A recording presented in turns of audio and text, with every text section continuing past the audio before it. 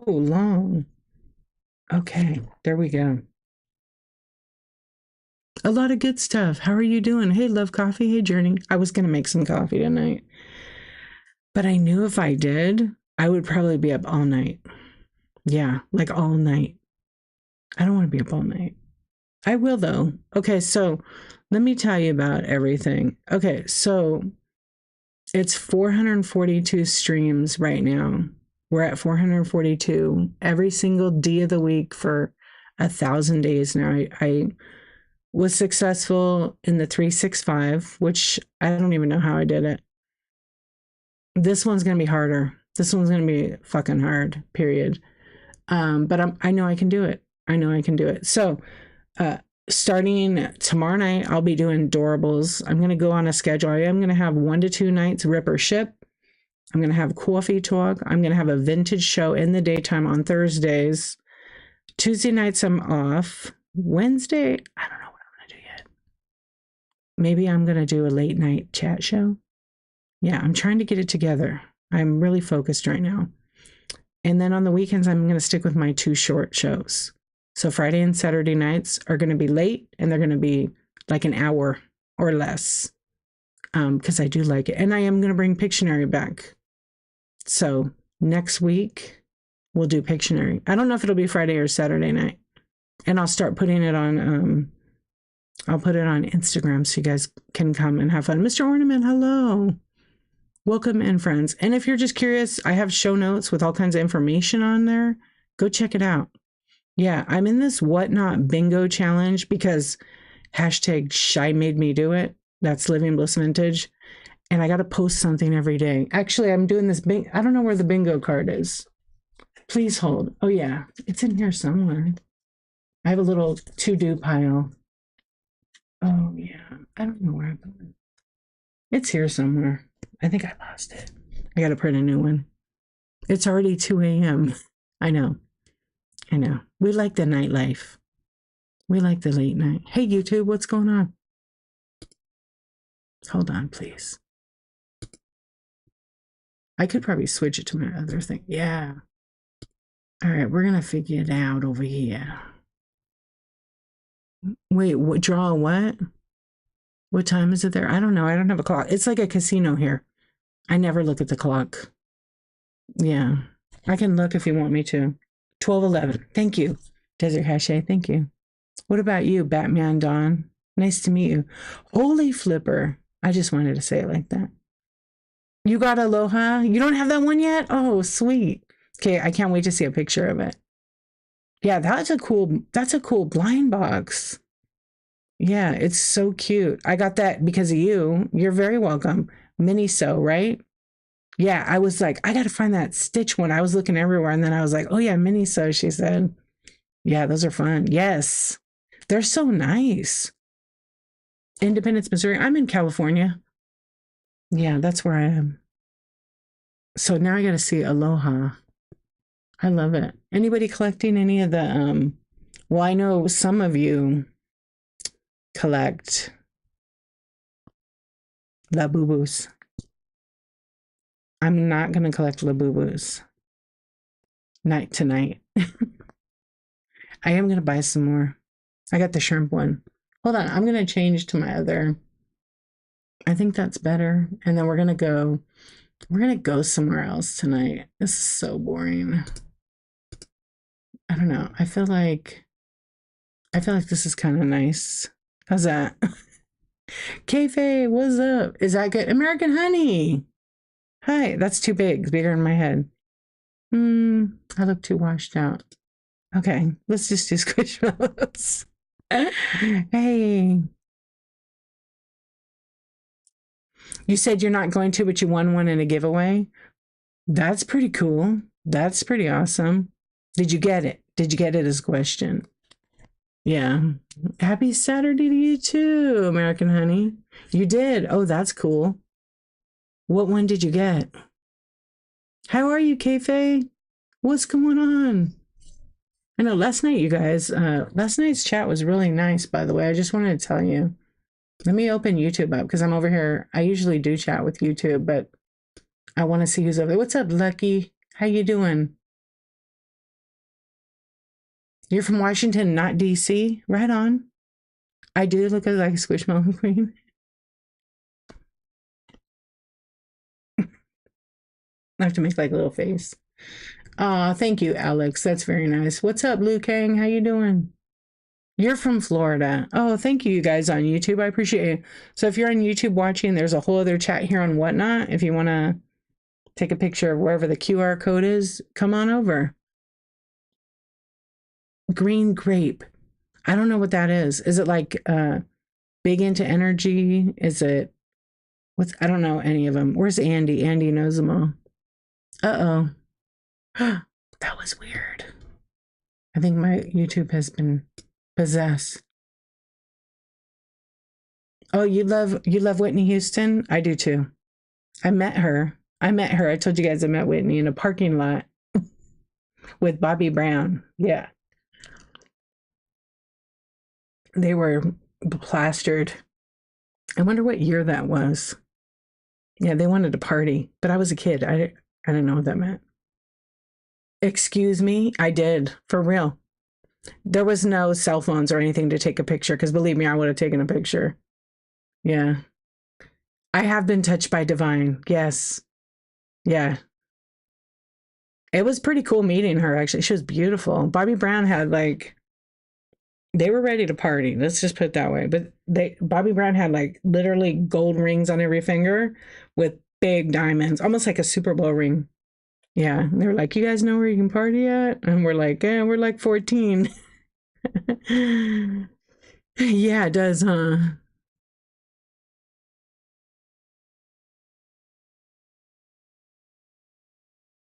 Yeah, I wish that and at that point, I think I had a camera, but I didn't bring it with me. Yeah. Yeah. Where are you located? I'm talking to you two right now. Yeah. So, anyways, the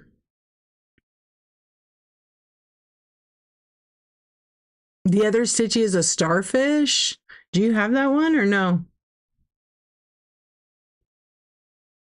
I don't know where that one where I got that one at. Oh, good. I'm glad. The best is because you don't have them. Awesome. Yay. I'm so happy about that. Oh, I feel like my mic is like super loud. Hold on. Is it loud? It's super loud. Let me turn it down. There. That's a lot better. Sometimes it gets so loud it's all right. What else? Let's see what else. Yeah. Do you guys like that schedule? Is that cramp your style, Nightbirds? Insomniacs? Shoe Syndicate. How you doing? Okay. Thank you, Chris. I don't know any of those. Macaroon, right? Macaroon is the green grape. Oh, I don't know any of those. I haven't. The only ones I know, I don't know where mine's. I already named mine. Mine is Cindy. Mine's back. Yeah. I named mine Cindy. Cindy Golden Girls right here. Cindy Labubu. Yeah. Isn't it cute? This one is Happiness, but it's Cindy now. Yeah, I named it Cindy. Also, Cindy's a really special name to me because my bestest mom number 2 was Cindy. So it's very special to me. Sinbad actually was her nickname. But she would have had like a little sleazier skirt on her Labubu. These Labubus are cute. Cindy, yes, just like that, Tina. I think I have to cut the hair on this Labubu. It has like a string in it. Yeah, my very best friend, her mom's name was Cindy. You want one of those? You think the names are weird? Happiness? This is Happiness. Oh, the green grape one? Yeah, I don't know too much about that collection. Yeah, you want one of these? You can get it from Andy Someta. Aunt Julie, how you doing? Andy Someta sells Labubus. I don't. Andy might be lurking in here. Sometimes he comes in. The one like mine? Yeah, it's cute, huh? I bought mine from Comic Con from a streamer. When I went to Comic Con, which was like not the big Comic-Con in LA, but like another like off of it, I guess. And I bought it from a streamer, the streamer girl. And there was so many fake ones there. Like if you didn't know, oh my gosh, you would get ripped off. It makes me sad when I see people selling the fake ones. Not on Whatnot, because nobody does that, right? Is when a little kid saves up all their money and they go in thinking it's a real one and they don't know, and they pay like 40 or 50 bucks for a fake one. Like, I want to wring someone's neck. I don't think that's right. How can you tell? So I'm no expert, but one of the things is the eyes. But the biggest thing is there's a QR code on the Labubu, on the tag right here. Okay. And when you scan it, it goes to their app and it will tell you it's a legit one. Now, you have to make sure you can look it up on YouTube, but they have like a dual tag, and on the back of it, it has like a QR code. But there's several other things. Yeah. Yeah, I like this style too. And then the second thing is like when you look at, I don't have the box in front of me, but on the box is like a QR code and foil on the back, and you can scan it. It'll bring it up to the site. But there are some boxes, they look so close to it, but the QR code is missing on all of the fake ones. And then there's another thing is the face, the eyes. So some of the eyes, like the actual ones, this particular one is like a peach color. So the eyes have glitter inside them. Here, I'll show you like on mine. Hold on. I have to switch my camera real quick, actually.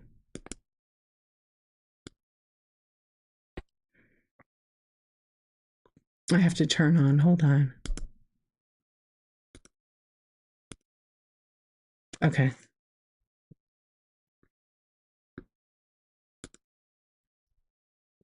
See the eyes? Wait, let me turn this off.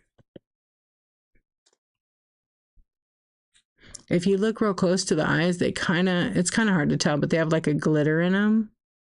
And then the QR code is here. There's a QR code right there. And then when you take a picture, let's see what mine does. And then sometimes on certain ones, there's like a couple things, right? I'm not a Labubu expert, and each collection has a different thing. So some of the Labubus have on the bottom of the foot, they have like this collection doesn't. On one of the feet here, it has a little die cut inside.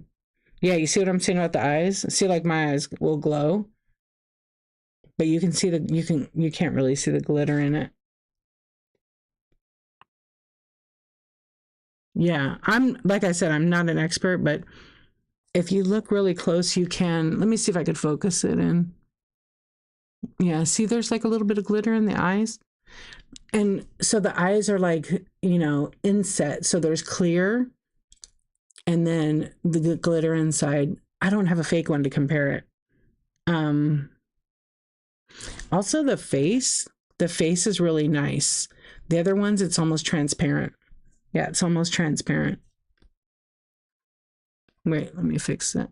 Whoops, hold on. It'll come back. I unplugged myself. Please hold. There we go.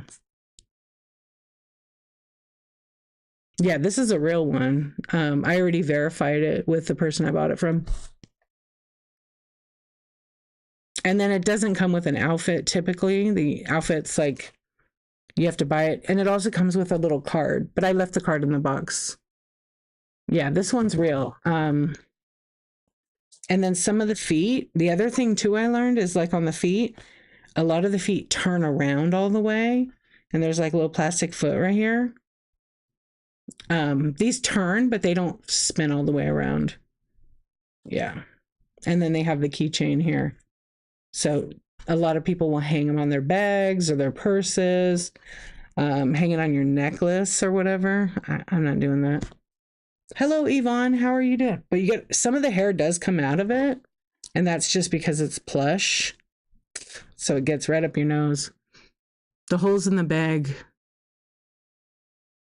What holes in the bag? Like on your purse? There was something else. I'm trying to think what I. Oh, yeah. Some of the faces here, they move around. They move around in the head. Yeah. Oh, what's going on with this cable? There we go. Yeah. I keep hitting my cable, so it's a little messed up. But I'm going to turn that off because I need to buy a new cable. I broke it. The bag that they come in, there's supposed to be 4 air holes. Oh, really? Hold on. Oh, I think my box is in my closet. Yeah, I put it in the closet. But there's also something with the bag they come in. If I remember correctly, the bag, it has a certain print finish to it. So if it's super glossy, it's a fake. What's up, Insomniac Bonnie? How are you, friend? And then I'm trying to think what else on there. I think that's it that I know about, but each one has a different thing. And of course, as they make more fakes, people get better and better out of making them. They'll just start doing different things with them.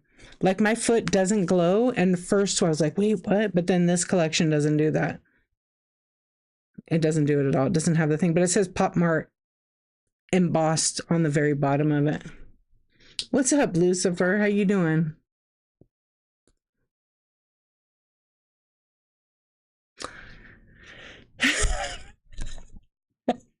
That's a good joke. I can't read that one here.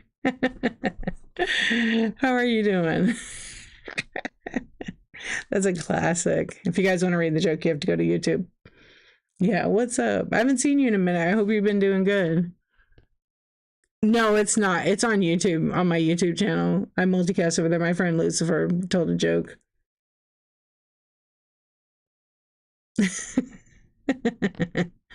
It's the same name. You could go over and see it if you want. Yeah. Oh, man. Thank you. That was a good one. There we go. We're a little blurry there. We're a little dark right now. What's up with that? Hold on. There we go. That's it. That's all I've got to say about Labubu's. I wish I knew more, but I think that was pretty much it. The coloring too on the face, on the fake ones, is definitely low quality. And I think even to the raised like eyebrow, right here, on the other ones are a little flatter. Yeah, you have to really look at stuff. But that's the biggest is the QR code. So if you take a picture.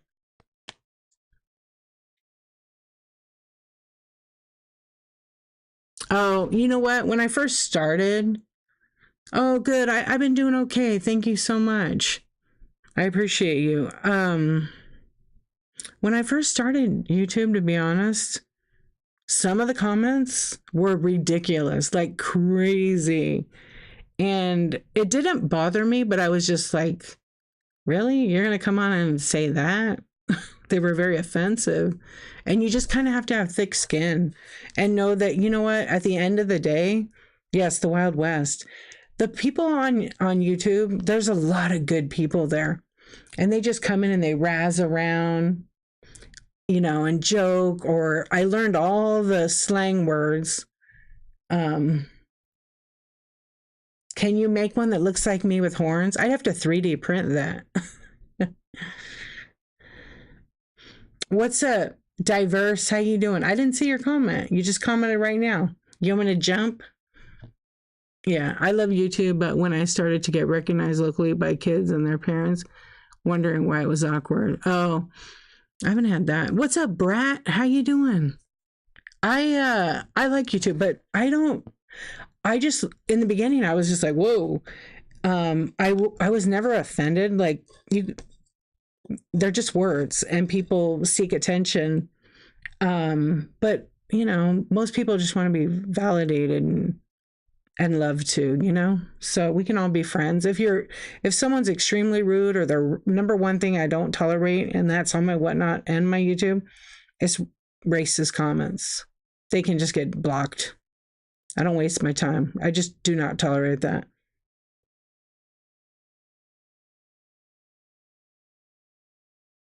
Yeah, or bullying. I kick bullies out. Yeah, we don't need any of that. Bullying makes you stronger. Uh, I mean, if you can handle it, but some people can't. Yes, some people can't. So I just, I take all comments with a grain of salt. Yeah. What's up, Dusty Corner? How you doing?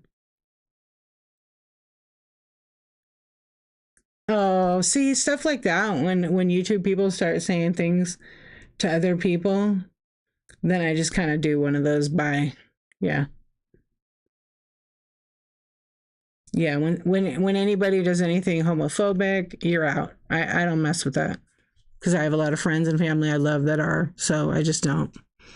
You just subbed. Are you monetized? I actually just got monetized like in April, but I haven't made enough content. So I'm gonna work on that because I have a lot of videos that I've clipped of my own, and I have a lot of tech related stuff for like whatnot that I want to make. I also have, you guys, you know what I have now?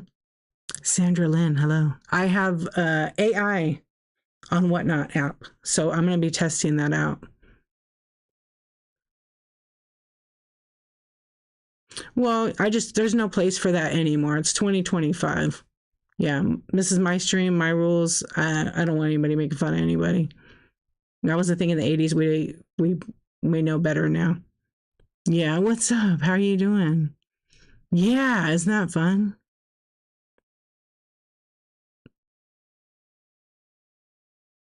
Yeah. Yeah, so monetize is a lot of work, and in order for you to get like a dime or something, you have to put out a ton. You have to get a lot of views. Yeah, you have to get a ton of views. And I don't have enough views. But that's if you create shorts or videos and you publish. I mean, there's people that publish like a video every day. I don't plan on doing that. I only created YouTube to document the 365 project and when I stream, the selling aspect of it. So because people like to watch, they don't want to join Whatnot because maybe they swipe too much and they buy stuff. But I don't know. And then now we just have to see what happens with it. You're like, haha, hello. Yeah.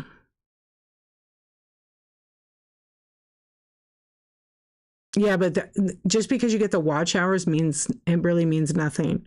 You need to constantly have views to your channel to you get monetized, but you don't get paid until you actually have a lot of views. And I mean a lot. You need something like 10, 20,000, 100,000 to get like a couple of dollars. But then if you consistently get that, then guess what? You start getting money. I've earned some money, but you don't get a payout until you actually, oh, now they're telling me I could get paid. Yeah, action required. So I have to like give them my information to get paid. Oh, so I guess I got some money coming my way. Yeah, capture the chat. You know what? When I have the chat show here, Coffee Talk on Tuesdays, I always use OBS and screen record, and I stream to YouTube when I'm on there, and then I use my phone to do that chat show because you kind of can't. I can double it, but I don't want to deal with it.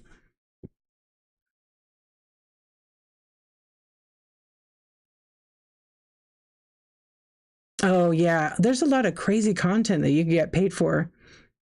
Yeah, I know, it's wild. Shorts pay good. Someone's like, "Oh, you don't get money with shorts." Yeah, you do.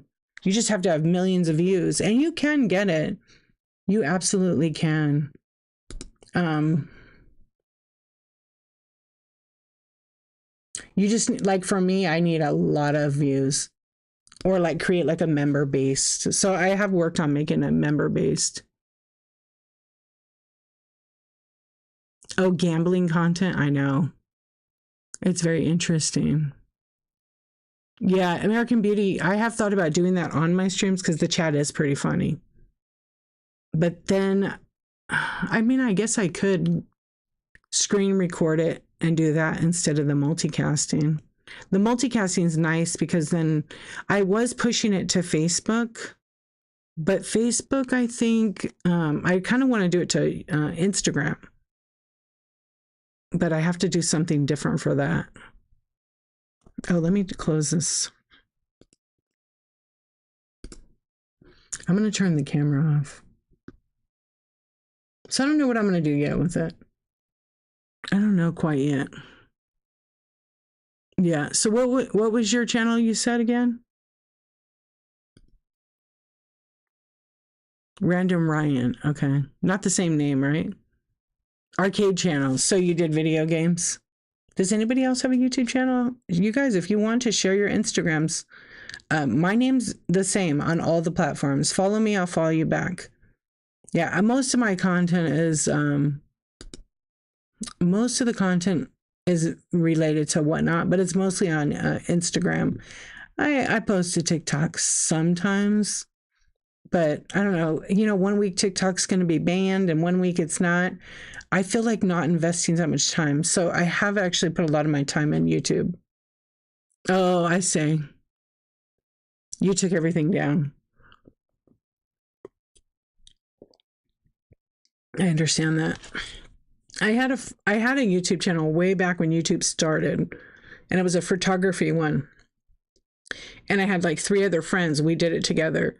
It's a pretty big one now. I just didn't have time for it. So I stepped away from it after it was about 8-9 months old. And they have a lot of subs now. But I don't have any content on it, so I don't promote it. Yeah.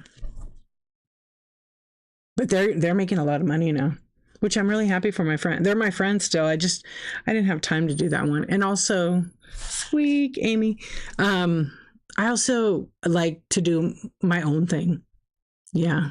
Hello, Vintage Auntie. Really, Bonnie? You should do it.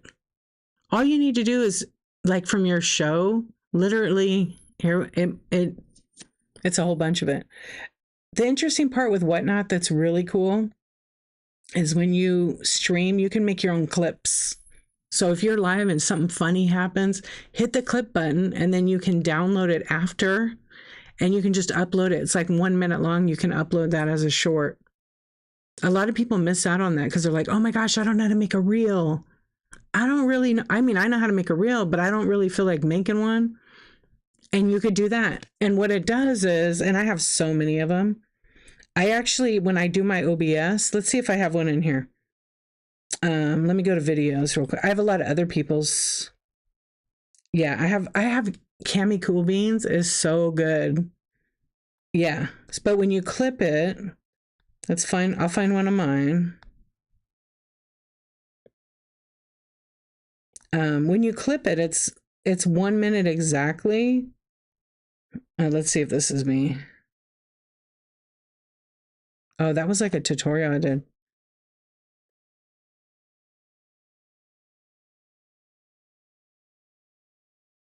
I guess I got to go way back for me.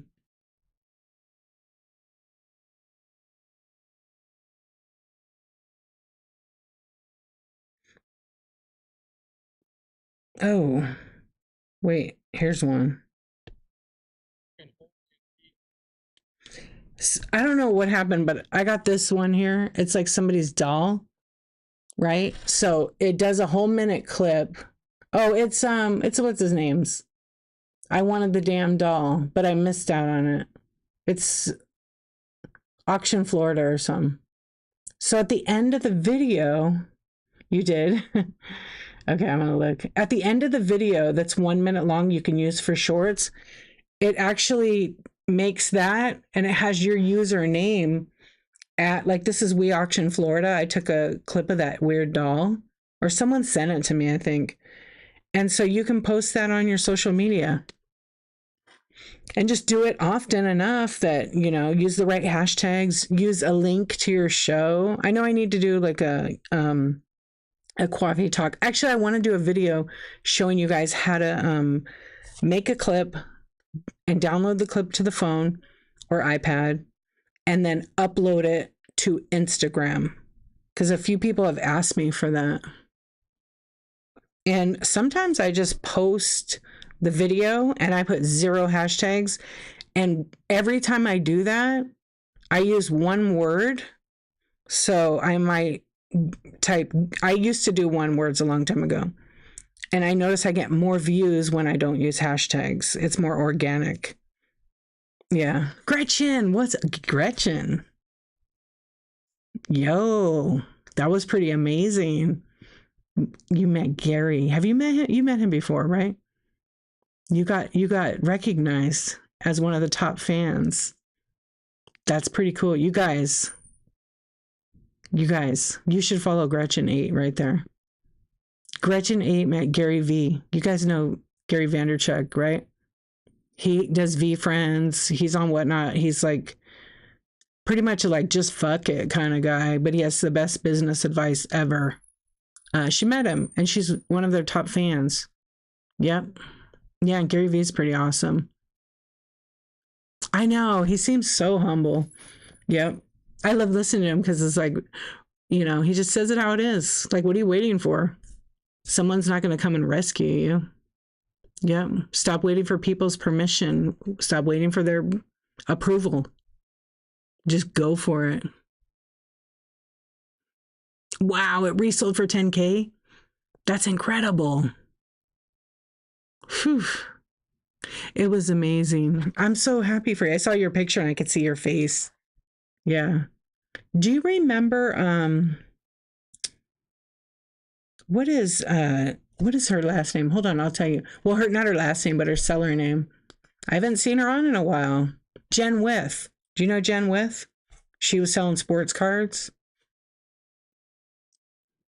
She actually, you don't. Okay, so she was on, I got a video like on my feed one day and I looked at it and I was like, this is a great video. So it's Gary Vee in like his car, town car or something. And she asked him, what's the one thing? No, it's kind of like dirty blonde brown. And I forget what question she asked, something about what's one piece of advice you would give somebody? And he looks right at her and he's sitting in the car and they're like a couple of inches apart. And he goes, you're going to die. You're going to die. Boom. It's true. Yeah. You get it? Life is short. You better do all the things. Yeah. I haven't seen her on in a while. Yeah, she sold he says it real. Okay, so I haven't seen her in a while, so yeah, she hasn't had a show for a little bit. Oh no, she had one recently. She just does pop-ups now. Jen With. Jenwith. Here, follow her. But she had it was on like YouTube. I saw it later. She's awesome on sports cards. But she used to do the late night stuff, but now I don't see her, but she buys like collections and then she sells them. Yeah, she'll pop in here from time to time. Yeah, she's incredible. Chantilly lace and a pretty face and a ponytail. I love that song. How are you doing? Welcome in. Yeah. You're not going to die. We all unfortunately are. But we will die if we don't start living. And I mean living. It reminds you of your papa. I love that. I love that. I love when I hear people call their grandparents like papa and mima and nana. I love that. We called ours grandma and grandpa. Yeah, we didn't. That song always reminds me of my friend who had a big old ponytail. Yeah, it always does. Or a car hop, because we used to go to a lot of car shows. Um, yeah, that Gary V video. Let's see if I can find it, Gretchen. I'll send it to you.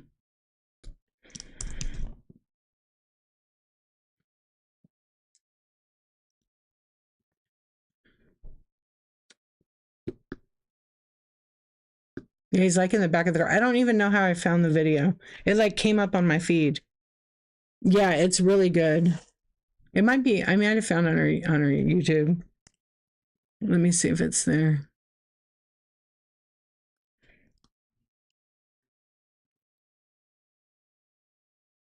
And he shared it too, I think. Let me just peek.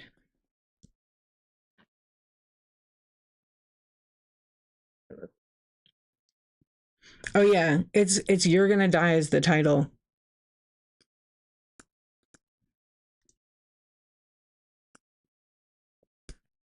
Look it up. It's right here. Just look up. This is the title of the video, and it's a clip, and she made it like 8 years ago.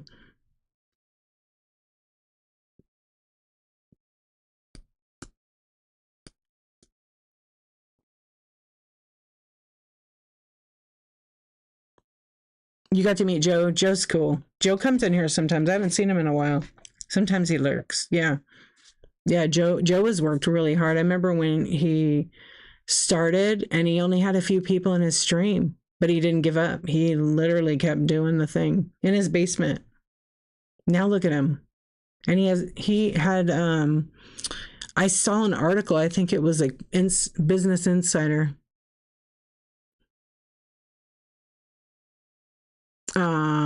Yeah. Yeah, he was written in Business Insider as being one of the top grossing sales on this app. You can find the article, you can read about it. It's not my place to discuss it, but it's pretty cool. Oh my goodness. So she was, yeah. Can you see the lurkers' names when they are in your show? Sometimes. Sometimes I can. Sometimes I can't. For a while I could. Yeah. They just kind of, yeah. Sometimes. But it's okay. I welcome all lurkers. You can window shop in here. We're just talking tonight. We're just hanging out. Hold on. Let me go back for YouTube. Oh, gosh. I forgot this movie was on. Whoops. There it is. Sorry, YouTube.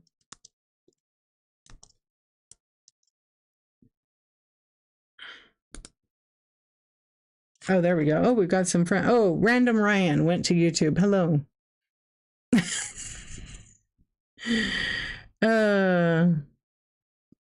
You made it. You're trying to help the engagement. Thank you. Sometimes it's like real active in the beginning and then it's quiet. People just hang out. Probably just a couple of people right now who hang out. I always appreciate it. It's okay. I literally knew what you meant. I knew what you meant. You'll look it up and watch after the show. I'm good. Thank you, Gretchen. How are you doing?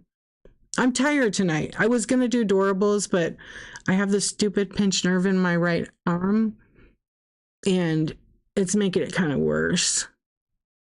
Not looky loos, but lurker loos. Yes, there's always some. Yeah. Some people just like to hang out. They like the relaxation. They like the voice. They just like chat. You know, they like to listen to other people if they can't sleep. So I always welcome that. Mm-hmm. You love this app just to chill. Sometimes people told me I can talk about anything with no chat and I can't disagree. Yeah, I can relate to that. You make your whatnot what you want it to, but I mean, it is a selling platform, so we should be selling. I'm always selling. So my buy it now has like 750 items. I put a whole bunch of them on flash sale for 2 hours. You dumpster dived yesterday and found an epic canister set. Did you find the Merry Mushroom? Did you find the Merry? I love to dumpster dive. That's awesome. CPU, what's up? See, some of us are on a bathroom break. Heart-centered soul, what's going on? How are you, my friend? You started looking at so much to go through. Yeah, right? I know. I have a ton. What's up, YouTuber? How you doing?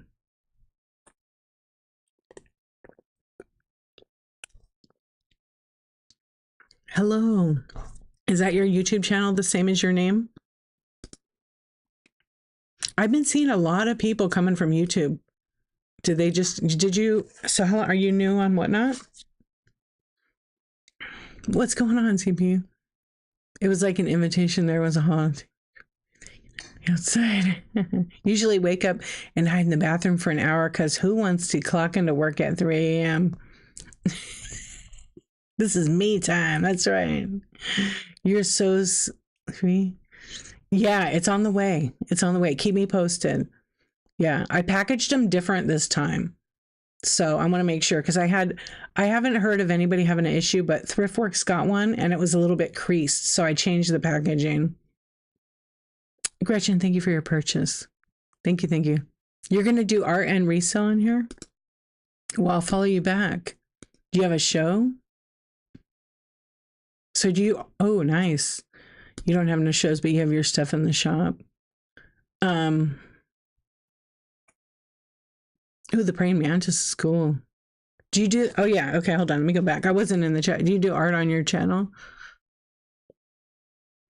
You got some troll trading card packs? I forgot to tell you I found a Fenton fairy lamp. No. Did you? How exciting. Were you thrifting? I love that. Oh, music on the channel? Okay, let's check it out. Let's see. I don't know why, but lately YouTube, when it opens up, when I want to watch my stream while I hang out so I could read the chat, it always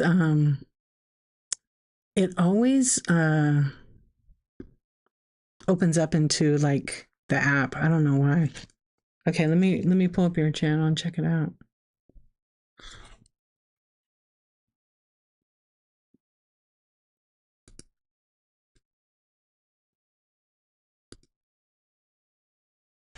All right, why subscribe to you? Oh, right here.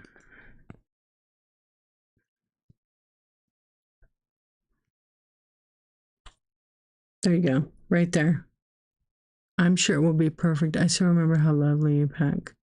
Thank you. Yeah, so I have my own I have them put in, I put them away, dang it. I have my own cards. No, they're not up here no more. I took them out. You're so, I can't wait. I want to see a picture. I love fairy lamps. When I first started Whatnot, I sold them like crazy. Like people would come in your show. Gretchen remembers. And they would come in your show and go, fairy lamps, question mark, like crazy. But see, I used to always be in vintage decor. I no longer am in there, but I am going to be doing one show a week in there. Yeah, I started in there. It's hard to find fairy lamps at thrift shops. You didn't know, right? They're amazing. If you could find like one that's, sometimes you can find some good ones. Yeah. But I've noticed like even going thrifting, which I don't really thrift too much because the prices are just ridiculous. Because thrift shops look them up on the bay, they use Google Lens, and then it's not even accurate maker, or they look on the bay and then they, they see the listed price, but they don't do like the comps. So a lot of times it's not a reality. Maybe it's listed for like, 150 and it's only selling for $50. I'm happy to pay my fair share, but I don't want to overpay it. Hello. Yeah, I love the antique. It's like an antique mall, and they have, like maybe 20 different booths. And then, a lot of the stuff they use Google Lens, but Google Lens is not how you look up the prices, guys. It's just not accurate. There's so many pieces that are so old, they're not even on the internet. You have to look in the books. But Google Lens, half the time, I'll use this for an example. There's people on Whatnot that don't know the difference between Blanco and just regular vintage glass, and then regular like counterfeit stuff that's like a replica copy of, which is counterfeit. And then they take a picture with Google Lens of, let's say, a blue glass ashtray. And they see like 20 of them that say Blanco, but they are not Blanco. They're something else. And then they turn around and list it as Blanco. And you're selling the wrong item, because if you don't know, you shouldn't be selling it. Yeah, glass, because there's so many different ones. There's like rainbow glass, some of that old stuff. Yeah, there is. Well, figure it this way. There's stuff that looks like Murano, but it's not. So it's import perhaps from China or like another manufacturer. That's counterfeit. A lot of people don't know that. Yeah. So there is some stuff that's vintage, that's legit vintage. It's just not signed, and it's not Murano, and it's not Fenton. It looks like it, It's kind of the same thing. So you have to always, and stop using the words ready. Are you guys ready? Thank you, Gretchen.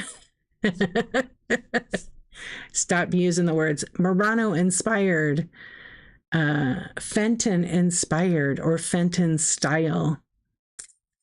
You can't. You're not supposed to. Yeah, reproduction. But it's really still like a knockoff. Yeah, and if you get the Murano, it's a lot of money. Yeah. I know. You know who's I just from reading books I learned a lot of the stuff.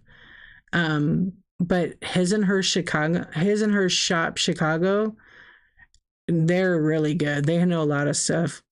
Same thing with like Slab Daddy. Same thing with Nat Knickknacks, Nat and Kid Knickknacks.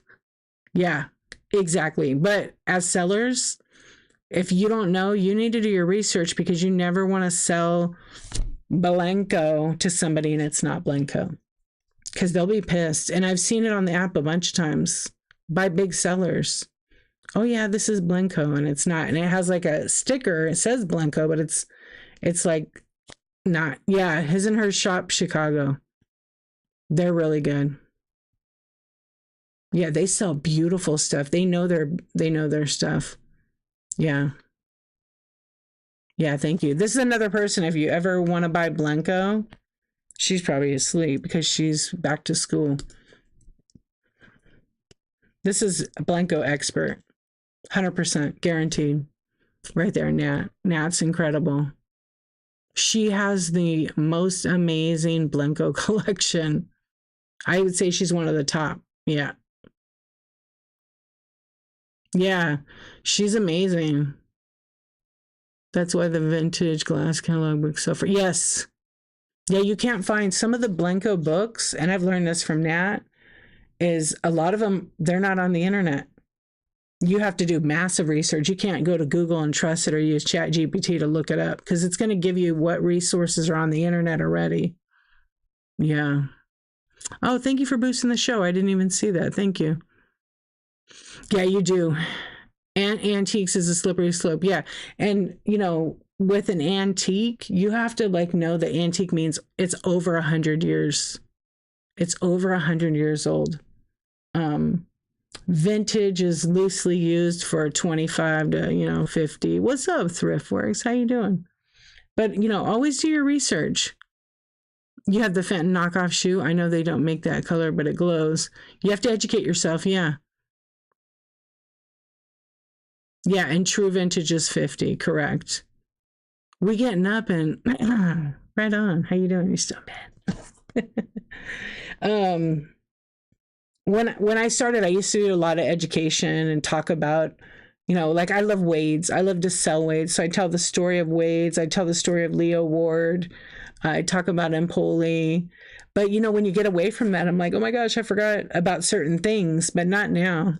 Wade's are fun. I love the 1953 Wade's. Those are the first. They can be worth some pretty good money. I've sold probably about, I don't know. I had a Wade phase for a while here on Whatnot. Everybody was going crazy with them. You sold the poodle? Yeah. They go pretty good. They got to be more now. Antiques is a dirty word sometimes. It grinds my gears when people are selling MC. Yes, thrift works. Here, borrow this ruler and whip them. Whip them on the butt because, yeah, I see it all the time. You never collected Wade's? You know what they are, right? I'm in a whacking mood. Yeah, whack 'em. I know. I go on a show and it's like this girl was selling, she was in antiques. This was, I don't know, a few months back. I'll show you. I only have a couple of them, but I don't have any of the old ones in here. Wade's are these little animals. And there's different ones, different years, and different collections. But, oh, I forgot I didn't have my camera on down here. So it's like little animals like this. Yeah. So this is like an elephant. It's small. So originally, the company that made these was going out of business. I'll tell you the story. This is a little hedgehog. They're really, really cute. Once you see them, you're going to want to collect them. So they're roughly like in size, maybe an inch, inch and a half by like an inch tall, right? Sometimes they're a little bit taller. So originally, the company that made these was going out of business. And somebody in the company had a bright idea to actually, they sold tea. It was called Red Rose tea. And so they decided to come up with a gift with purchase. And not this figure, but like some older ones. They're very intricate. They're hand painted and they're like a plaster of Paris kind of thing, They started putting one in each box. And pretty soon it became like a thing. So originally the first collection, I want to say, was like a poodle, a deer, a dog, a sheep. Anyway, there was like 6 in the first collection. So this was in 1953. And on the bottom of them, the first collection, they're smooth on the bottom here. They would ink stamp it and it would say Wade, England. And I actually, on the very first one, I don't think some of them were stamped, some of them weren't. And it was so popular, they came out with another collection in 1955, 57, 59, and then it went on and on. There are, I don't know how many actual collections, but they stopped around 2011. So there's all kinds of different animals. There's like a nautical collection. There's some animals. Yeah, but that's the nautical one. There's quite a few collections, but they're called Wade Whimsies. And they even had little houses that are villages. But the original first collection, some of the figures go from 50 to about $80 a piece. And they're these tiny things. Yep. And then some of them have ridges in the bottom of it. And if you have a strike first match, you could strike it and the match would light. I did a test one night. Yeah, they're pretty fun. They can range in price, like just average, $5 to about $15. It just really depends if they're older or not. And then some of them are marked, like this particular one says Wade, England, and it's embossed on the bottom. You can't really see it, maybe a little bit. But like some of the other ones just have ridges in the bottom of it. No, they don't. They're not for place cards. They were just little individual animals. I'll pin one. You could see a better picture of it because I have some. Let's see, Wade.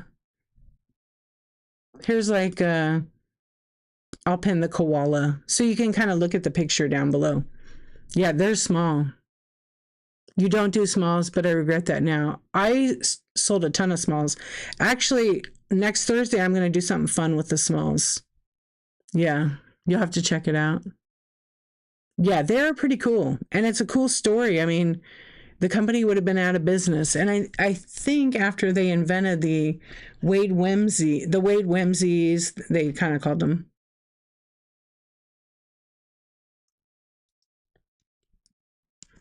They did come out with like a couple of like bigger figures, salt and pepper shakers, but they didn't, I don't know. I feel like they didn't take on. Yeah, so the company itself, Wade Ceramics, came out in like the 1800s. 1867 it was founded. And I want to see what was the last year collection.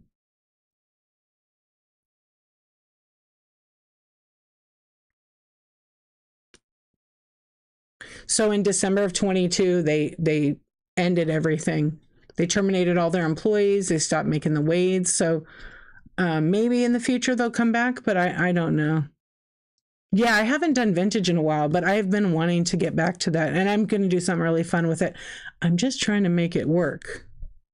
And I'm having a little glitch with whatnot. So I asked for some help. Yeah. I have so many smalls. But it'll be fun, I promise. Yeah. Let's see. Hey, Liz, how you doing? Do they make really pretty birds too? Not really pretty. They're just very whimsical. So they're yeah, they have parrots. But a lot of the animals now, they're not as detailed. right? So it's just one quick coat of color and maybe the eyes colored. The parrots, I don't think I have any parrots. Let's see. I have a bunch, but they're all different. They just don't have the detail. Like they have detail, but they just don't see. It's like one color. So it has a little more depth in the carving, so it makes the paint darker looking, but it's one color paint job. Originally, like the bottom where the animal sits would be green grass, so it painted it. Then the animal, and then they had like a little pink rose on the cheeks. And they're roughly like under 2 inches. Miss Vivian, how you doing? Yeah, look, I'll show you again. I think my camera, yeah.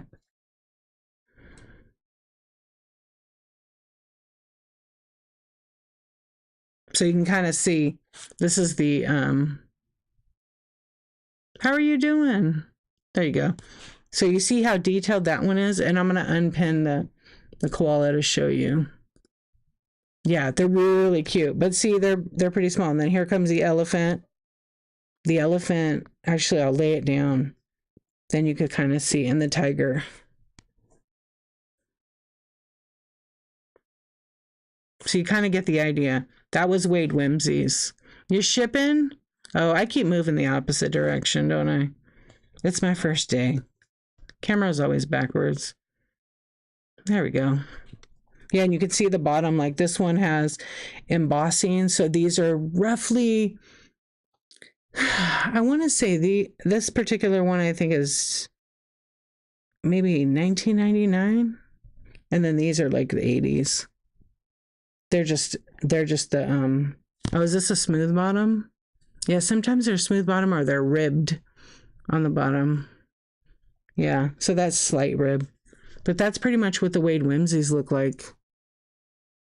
But they yeah, 1954. They started 53, but 54, then they were the 60s, 70s, 80s in red rose tea. And actually Amazon had the red rose tea boxes in 2022, and I bought one and it was in there. But I got the nautical. I got like the bucket. The tea box, they no longer have it now, is like $36. So you're actually paying quite a bit. Yeah, it was fun. The tea was not that good. I love tea. I'm a tea drinker. It wasn't that good. I was kind of disappointed with the tea. Yeah, I mean, it was okay. I've had better tea. I was English. I was expecting it to be really, really good. Not as good. Yeah. Hello, Storage Strikers. How you doing? But yeah, you kind of have to be careful, like when you claim something is, because there actually is replicas. I say replicas, they're counterfeits. Let's just be real. And you have to watch out for that. I'm doing good. Thank you for asking. How are you? Yeah. And sometimes, people don't know, that's on them, that if they want to do that. But like I do a lot. When I buy my vintage, like I buy it from collectors, from dealers, because I have my own dealers. I always joke about that. These are legit people, so I'm trusting them, but I'm also doing my own research when I buy something. It is a hedgehog. Yeah, it is a hedgehog, Gretchen. Look. Isn't it cute? It's got a little weight to it. Wait, I gotta go over here for you. Yeah, see it? How cute is that, huh? Let's see, do I have it in here? Oh, a lot of my weights aren't in here.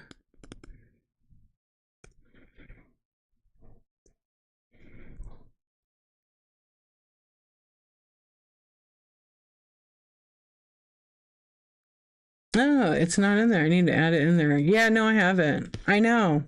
Hold on, I'll make it go in there. Yeah, when my store glitched, I lost some of my inventory on it. They're really cute. Excuse me. Let me see. Yeah, and well, I think it's fixed now. Let's see. because sometimes it'll put it in like inactive tab, even though sometimes, oh, I did lose some stuff. Yeah. It's okay though. I don't delete anything unless it's sold. But it could be in my draft section on the inventory. Okay, let me clone one and then put it in there and drop an image.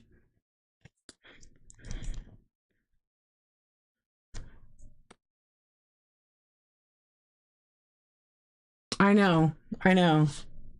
I've requested it, actually. I've requested it to see if we could get it some kind of category thing. I've asked a couple times. It reminds you of roly poly. It kind of does. I don't know why it's just going out of focus there. Yeah, there is a glitch right now on it. I always search too. Yeah, right now there's some glitch. I don't know why it's glitching. It takes forever to duplicate or clone anything. It's kind of frustrating.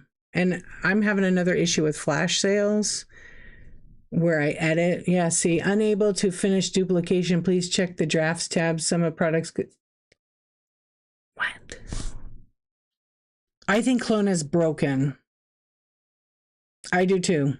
Yeah, so is flash sales is broken. I already reported it, but I'm going to report it again. Yeah, Flash is broken because I have to edit an item 3 times for it. It forgets and goes backwards. Yeah, it's kind of weird. It's broken for me. Well, I'm not going to tell you what's broken, actually. If it's broke, you'll know. Yeah. I'm broken.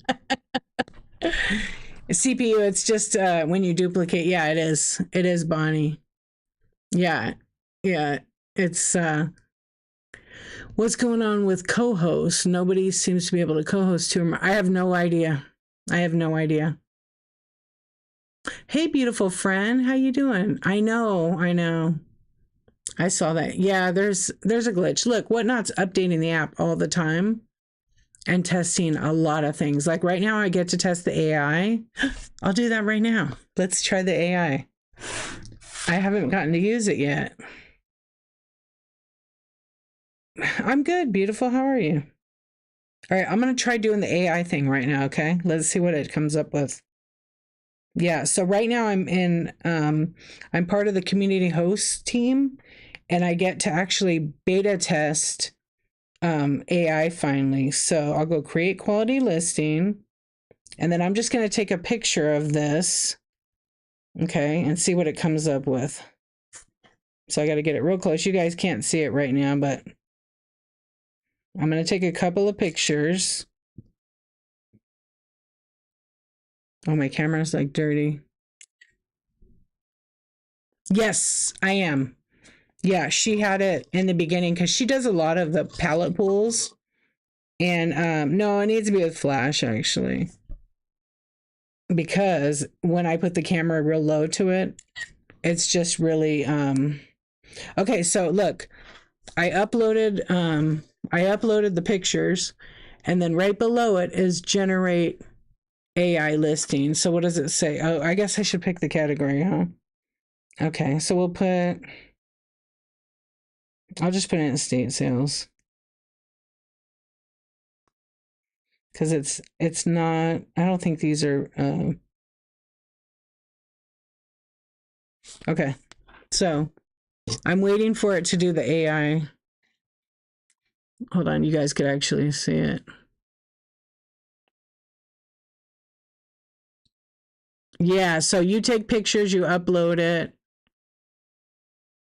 Try again. Maybe it's broken. I could have hit the button. Generating. Okay, we gotta wait. Let's see what it comes up with. Your listing details are ready. And so ceramic hedgehog figurine. So it doesn't recognize Wade Whimsy. But it's pretty, the day is broken. So me, I can't have a listing like this. I'm very detailed. I have to have an item number and everything. I'm going to dim it because then you can see it a little bit better. Okay, there we go. So in the title, I need to have like a # and then a stock code that I pull so I can update that like as I do. You have shows next week? Well, it's not going to affect you. Yeah. You have to, in order to know if something's broken, you're going to have to go push some buttons. Do it before your show. You'll know. Where do you list your items? You'll know when you list your items. If you're just listing in your show, you're fine. Now I know. I love the enhanced listing too. Nowhere. Yeah. If you're just listing within your show, you should be fine. But you'll know what I just mentioned if you're doing it a different way. But I'm not going to take you down that path because then you're just going to get frustrated like I've been. Yeah. Now I know what the heck. Oh my gosh. C-Swan, yes. Yeah. It will get better as it collects more. Oh yeah. I love the app. It's very rare for me to be frustrated with anything on the app because I love tech and I love when technology changes on the Whatnot app. I'm like really excited about it. Like every day I come here, I'm like, oh, I'm new. You guys see me. I go to streams, I'm like, I'm new. What do you sell? Because I want to be excited about it. So this is just first day. That's right. This is just one new thing that's going to be a huge asset because I know this works. I don't have to put a stock number. If I'm going to run it and I'm going to sell it, why do I care about an item number? It helps for organization. So like say I run this and I sell it, then I'm going to use something like this to tag it. I'm going to use stickers to tag it, or blue tape. I'm going to take and stick that on here. Yep, always learning. Yep, it's called Excel. Maybe it's not called Excel. Yeah, I don't need Excel. Excellence. You're looking forward to you showing us some of your collection. Some I've been waiting. I know I haven't sold any of my vintage and I need to. Well, that's every app. I don't care what platform you're live selling on. Every single app has so many glitches and you got to work through them as a seller because they happen. We've been live and I can't sell. It's just not going to work. And you have to deal with it. So then we switch over to flash sales. Right now, everything's good. Just the one thing I mentioned, it's broken right now, but I know it's going to get fixed. Quality listings are amazing for the outside algorithm too, right? Yes.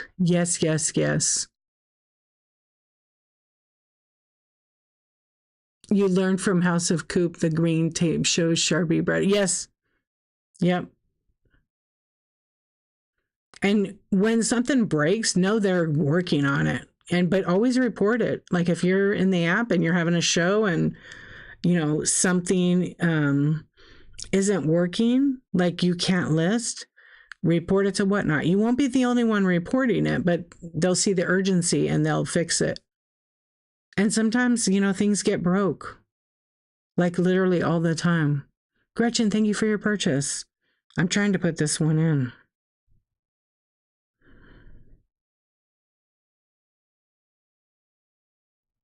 I'll put the Wade Whimsy in. I just wanted to see the description. This is a small ceramic figurine design in the shape of a hedgehog. The body features a ribbed texture colored in shades of brown and orange with a glossy finish. The head is detailed with a black nose. So it gives you a really descriptive description. Okay. Measuring approximately 4.5 inches. So the measurement is incorrect. So I would say this was like, it's about 1.75 inches in length based on a ruler shown in the image. Like it really gives you the information. There's no variance, and I'm going to put it in my buy it now. I'm going to put it in my buy it now, but I'm going to run it.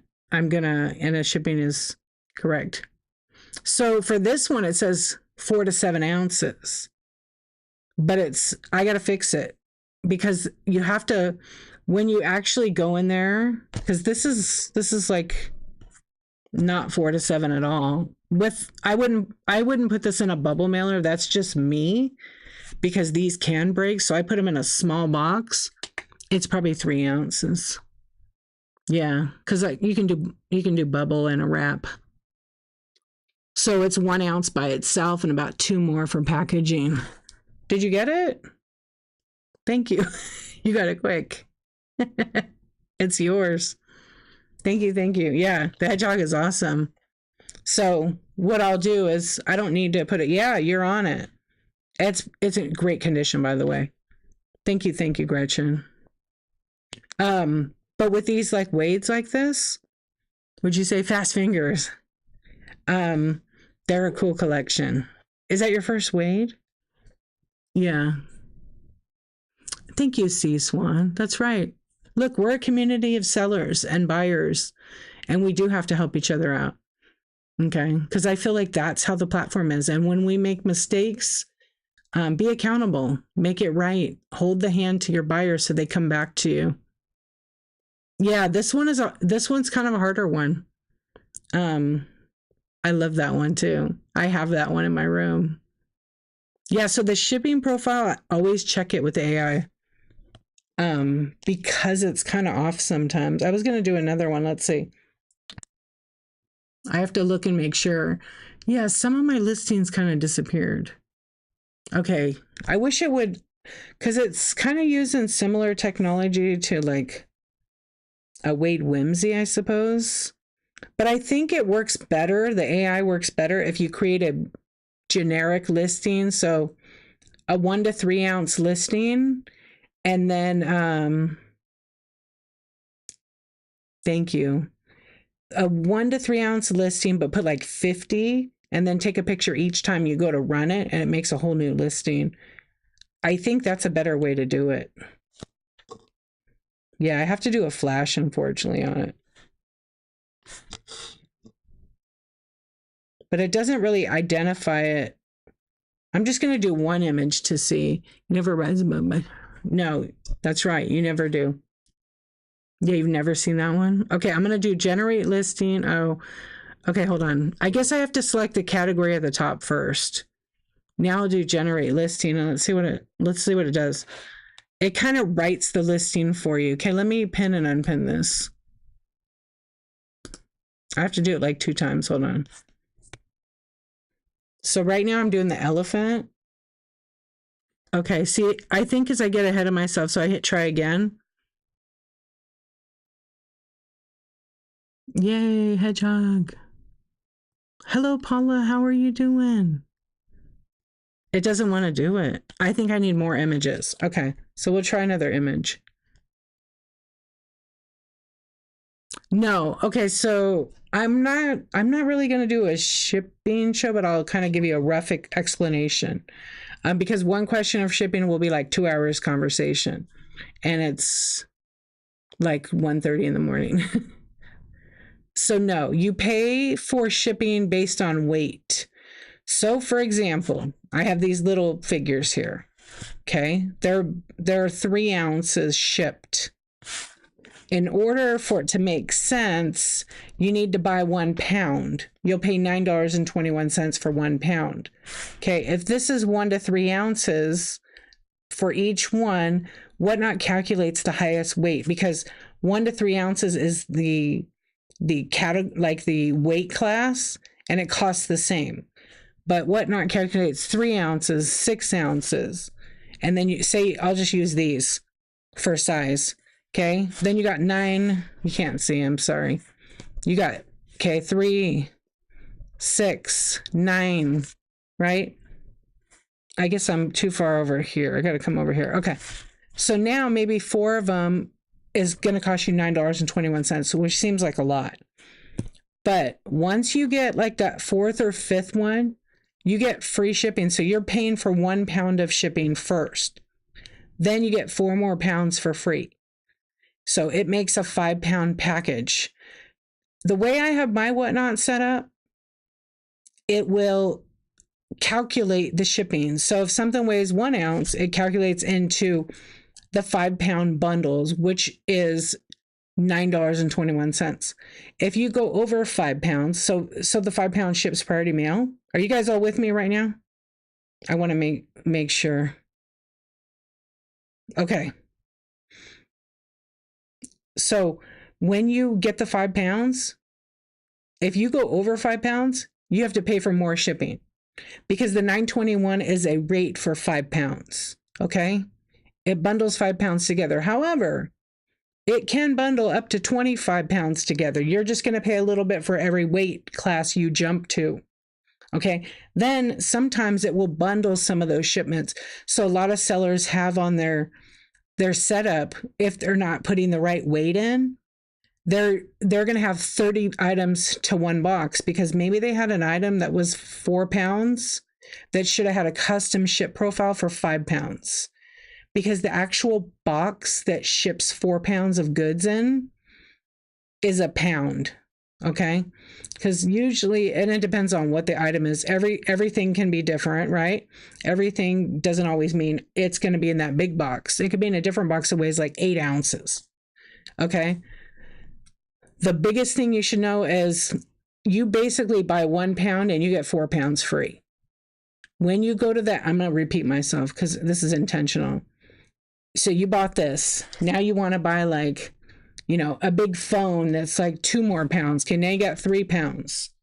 And then you want to buy some flower frogs. Okay, that's a whole other pound right there. Now I got to put it in a box. So you got 1, 2, 3 pounds. The box is 4 pounds. You buy another item.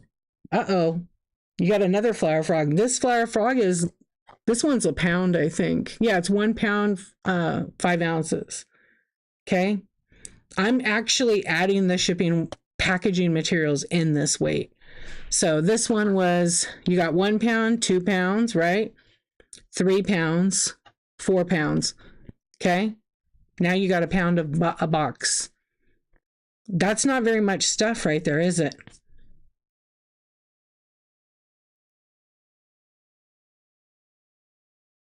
Okay. See what I'm saying? So I've got because this is glass, this is just me. This is glass. I'm not going to throw it in the box. I'm actually going to put it in bubble wrap. I'm probably going to wrap it in paper on top of that. And I'm going to probably put it in its own box. So it's going to have a shipping box for this, but it's going to go in my master shipping box. Then this one here, these bang together, it's going to break. I'm going to wrap this in bubble. I'm going to wrap it in paper. I'm going to put it probably in another flat box. So then I'll have 2 boxes in the side of the box here, right? Or 1 bigger box. However I decide to do it. I may stack wrap with cardboard. I'm an extreme packer. I probably overpack. And then this, I have the original box, so that can just slip in the side there and get wrapped in brown paper. And then each of these can get a little bubble wrap and then get all wrapped in 1 roll of paper. Right? And then I tape it and it's a nice big piece once I'm finished. And then that can go in the 12 by 12.25 by 8.25 inch priority mail box. Then I have to add all that packaging paper in there. That adds weight. You guys will be surprised how much weight that adds. So if I do it right and I weigh it before I actually print it out, my shipping label that is, I've got a 5-pound box. Or I've got, because it's ounces, it would be 80 ounces. But maybe when I'm done weighing it, it weighs 78 ounces. I just leave it at 80. It's close enough. The scales get off sometimes a little bit. It's not going to save the buyer anything by that. And you can't get a refund for 2 ounces. It's in the same weight classes, 76 to 80, I believe it is. Oh, you can get local pickup. Yeah, I don't actually buy from them anymore. I found another company that was local to me that's a lot cheaper. You started pulling raw weight in your listing, hopefully. Yeah, you're right. Heart Center Soul, it's literally the packaging materials people forget about. Or maybe they don't forget. Maybe they don't care. Yeah. Yeah, I'm telling you guys. So I'm partnering with my BFF on Whatnot, Live in Bliss Vintage. We are having shipping school. It's going to be 8 people maximum, and we're going to teach you how to ship properly on Whatnot. She does a chat show every Friday. I do them every Tuesday. But there's people that want that extra hands on. So there's spots, and we're going to announce it probably in the next couple of weeks what day we do it on. It'll be a private stream on Whatnot. You'll have to pay us to go to that, and it'll be like an hour and a half. Yeah. Live in Bliss Vintage is awesome, and we're on the same page. We ship the same way. Yep. Yeah, some sellers don't care, but don't be the seller that doesn't care. Because this is a community. This entire platform is a community.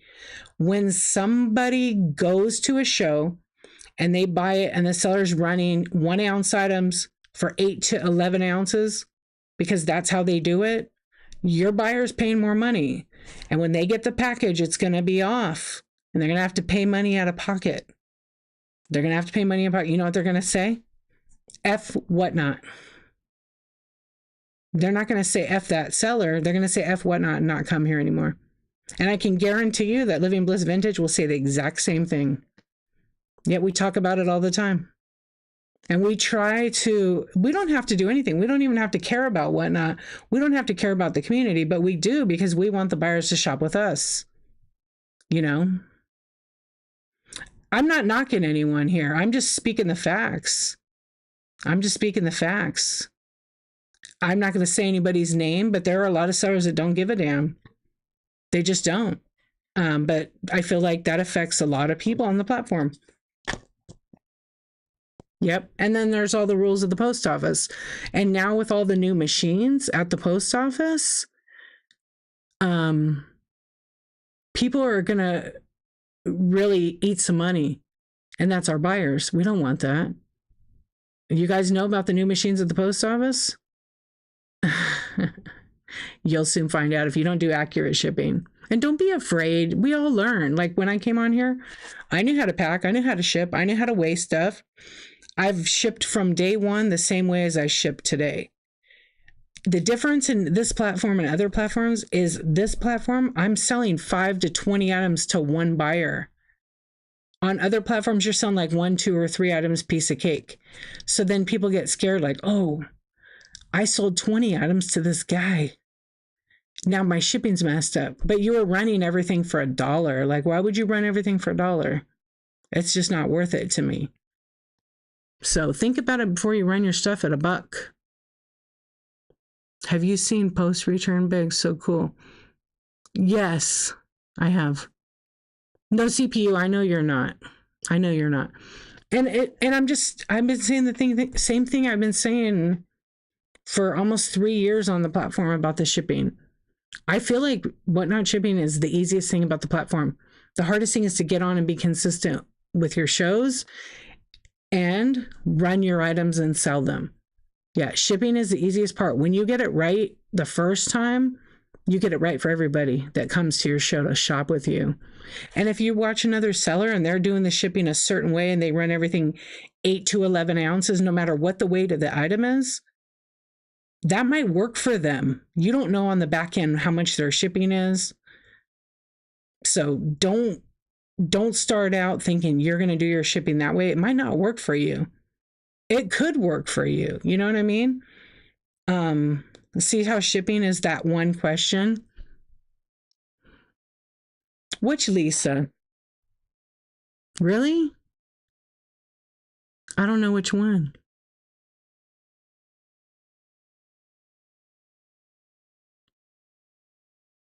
I don't think they do they? Wait, I have a question. You know what I'm saying, you guys? And I say this with love. Like, I want you all to be good shippers. And I want our buyers to, obviously, we all want our buyers to pay the least amount in shipping.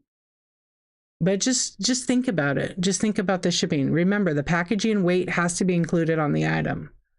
Okay. You have a question about the weight, 0 to 1. The label is for letter mail only, right? No, it's not. Okay. No, it's not. That's a complicated question. I'm going to answer it as best I can. What do you sell, first of all? Hello, Alexa. Oh, I'm going to have to look at that now. Okay. Well, they're both awesome.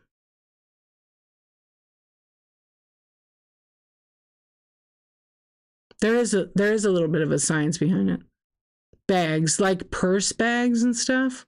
Okay, so are you talking about turning on like first class letter? Okay, first class letter. So if you don't know the rules about first class letter, you're going to learn them right now. Get ready. This is class. Okay, you know what a first class letter stamp looks like, right? Here's an envelope. Okay.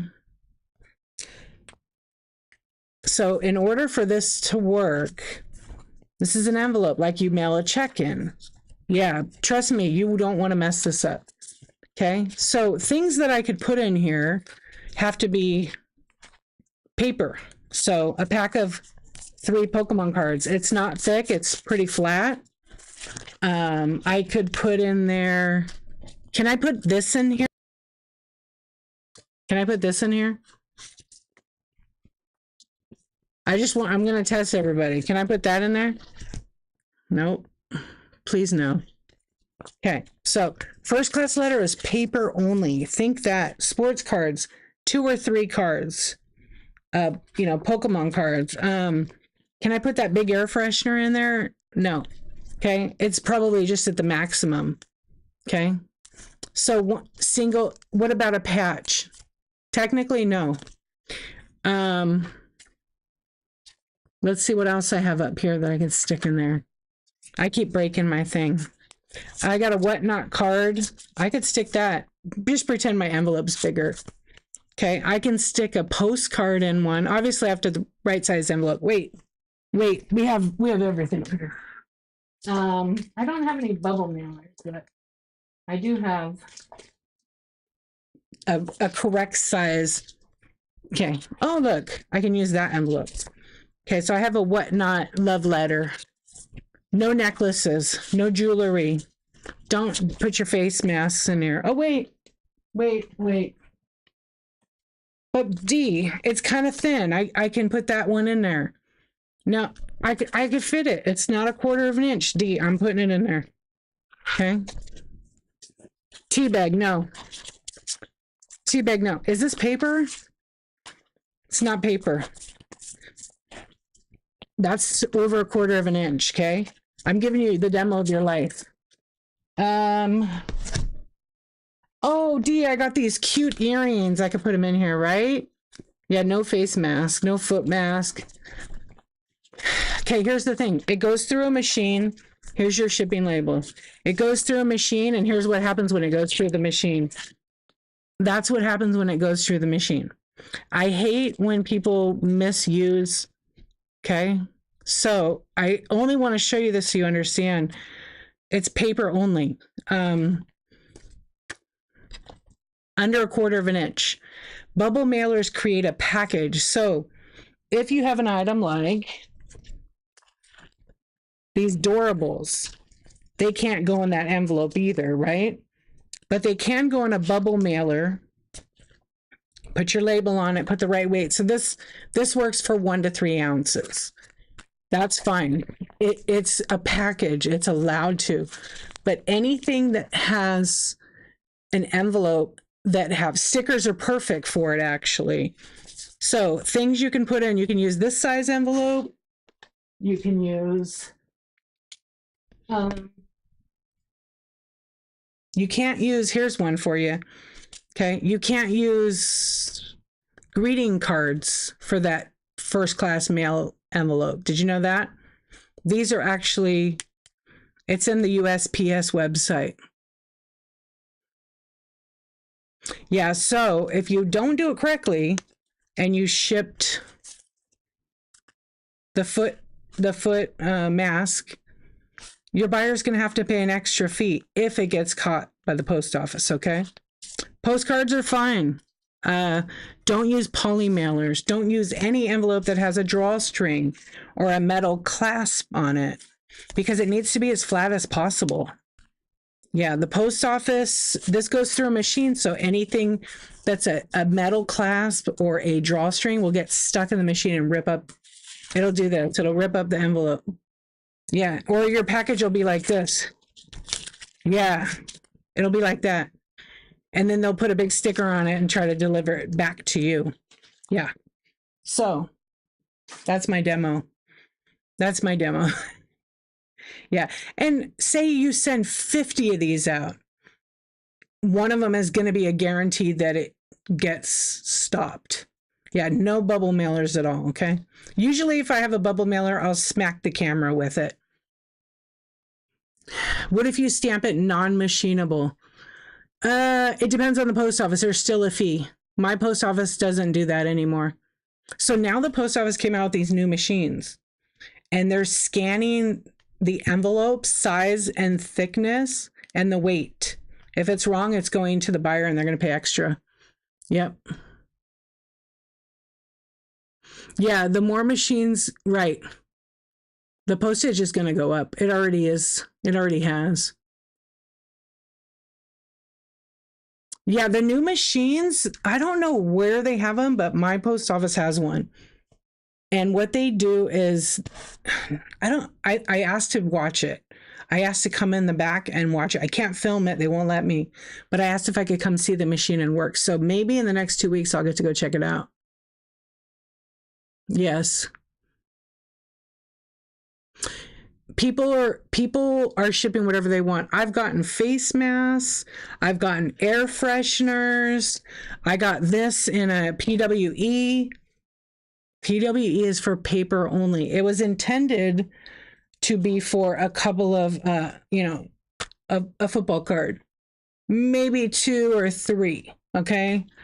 And so when they're in these little penny sleeves and they're together,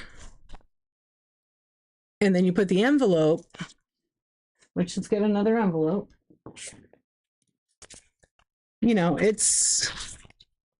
And then you have it's getting there. Also, the thing with the PWE is it's not supposed to be rigid. Okay, it's not supposed to be rigid. So for example, gift cards, you're not supposed to use PWE for gift cards. Nope. And this is all from the post office. I've tested it every way you can imagine.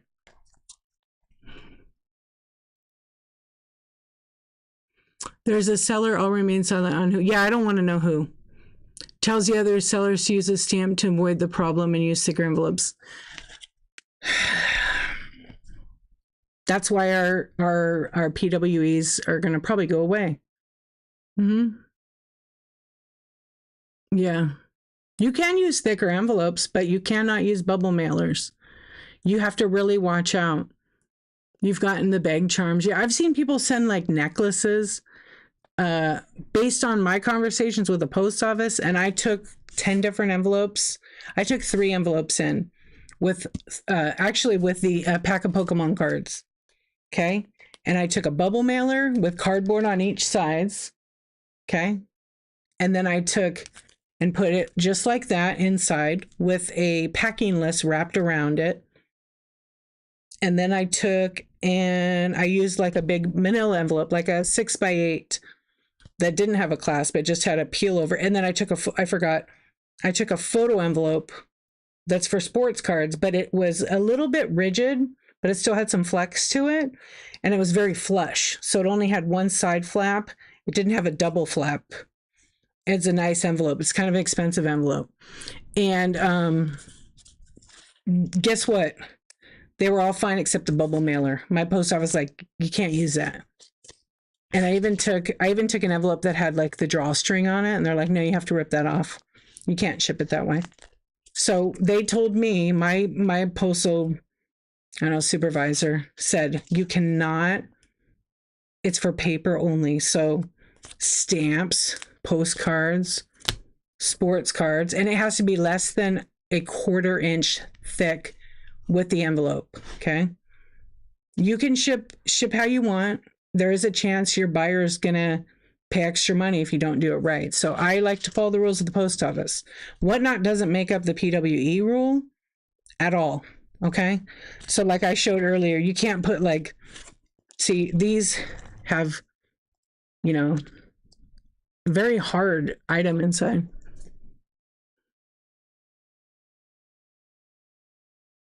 Yeah, Sea Swan. It just slipped through. Yeah, I've seen stuff like that. Let's see what else do I have up here. Let's see what I've got recently. I got a little Labubu in the mail. I got these in PWE. I don't even know how that, and it was a padded envelope. Yes. Yes. I'm reporting all the people that ship wrong. Because I just think it's wrong. I know. And it's not, I will say this, it's gotten better. It's gotten better. Because they don't know how to ship. So I'm going to report it because it helps the whole community. And it's just the fact that the bummer is when I buy from people that do that, it makes me a little sad because I really like them, but I won't shop with them. That's just me. Thank you, Gretchen. Well, it depends on the patch, I will say, but patches, they typically, they're a little bit over 1/4 of an inch. They can't be shipped that way. I mean, you could take a chance on it, but now if you have 3 or 4 patches like that, you have to ship them in a package. They would have to go the other way, Ground Advantage. But like if it was one of them and they're little tiny ones, you probably could get away with it. Yeah, because they're not super thick. Do I have a patch around here? Let's see. I used to sell patches and I did not ship them that way. Yeah, I did not. I don't think I have any patches right now. I have this like little junk drawer with patches, but I don't think I have any. I had a little tiny one, but I don't know what I do with it. You want to join the class? Okay, I'll put you on the thing. Good night, CPU. Yeah, I never want any. Look, there's a lot of sellers that tell you guys all kinds of shipping things, right? So as this being your business, you need to follow the post office rules and the whatnot rules, not the other seller rules. And maybe their rules work. Maybe they work. But maybe it just works for their business.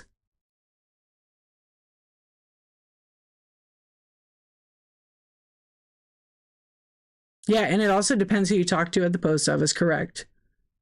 Yeah, you need to know the rules 100%.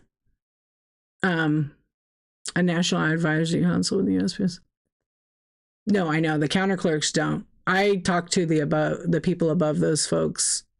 Yep. And I read the terms of whatnot. I've been shipping for like 20 years. Shipping hasn't changed that much. The only difference here on whatnot is, you'll have one buyer that might buy 10, 15, 20 items. You better make sure you put the right weight and packaging weight. Don't be afraid. Don't think if that's what's holding you up to come sell here, what are you doing? No one's coming to save you. No one's coming to save you. You got to do it yourself and have your own integrity. Yep. Yeah, measurements are everything. So yeah, that's the other thing. Everything's like, the other thing is too, I've changed what I sell on this platform. Yeah, don't be afraid. I tell you this info because I want you to be a better seller. People that have really big items, for example, okay, you ready? I'll pull out a big item. Okay, hold on. It's a big, heavy item. A beautiful item. Okay. Okay. Bittersweet candy jar. Okay. That item by itself, it's 2 pieces, right? It's got a lid and it's got the base. This thing is about 13 pounds packaged up correctly. Okay.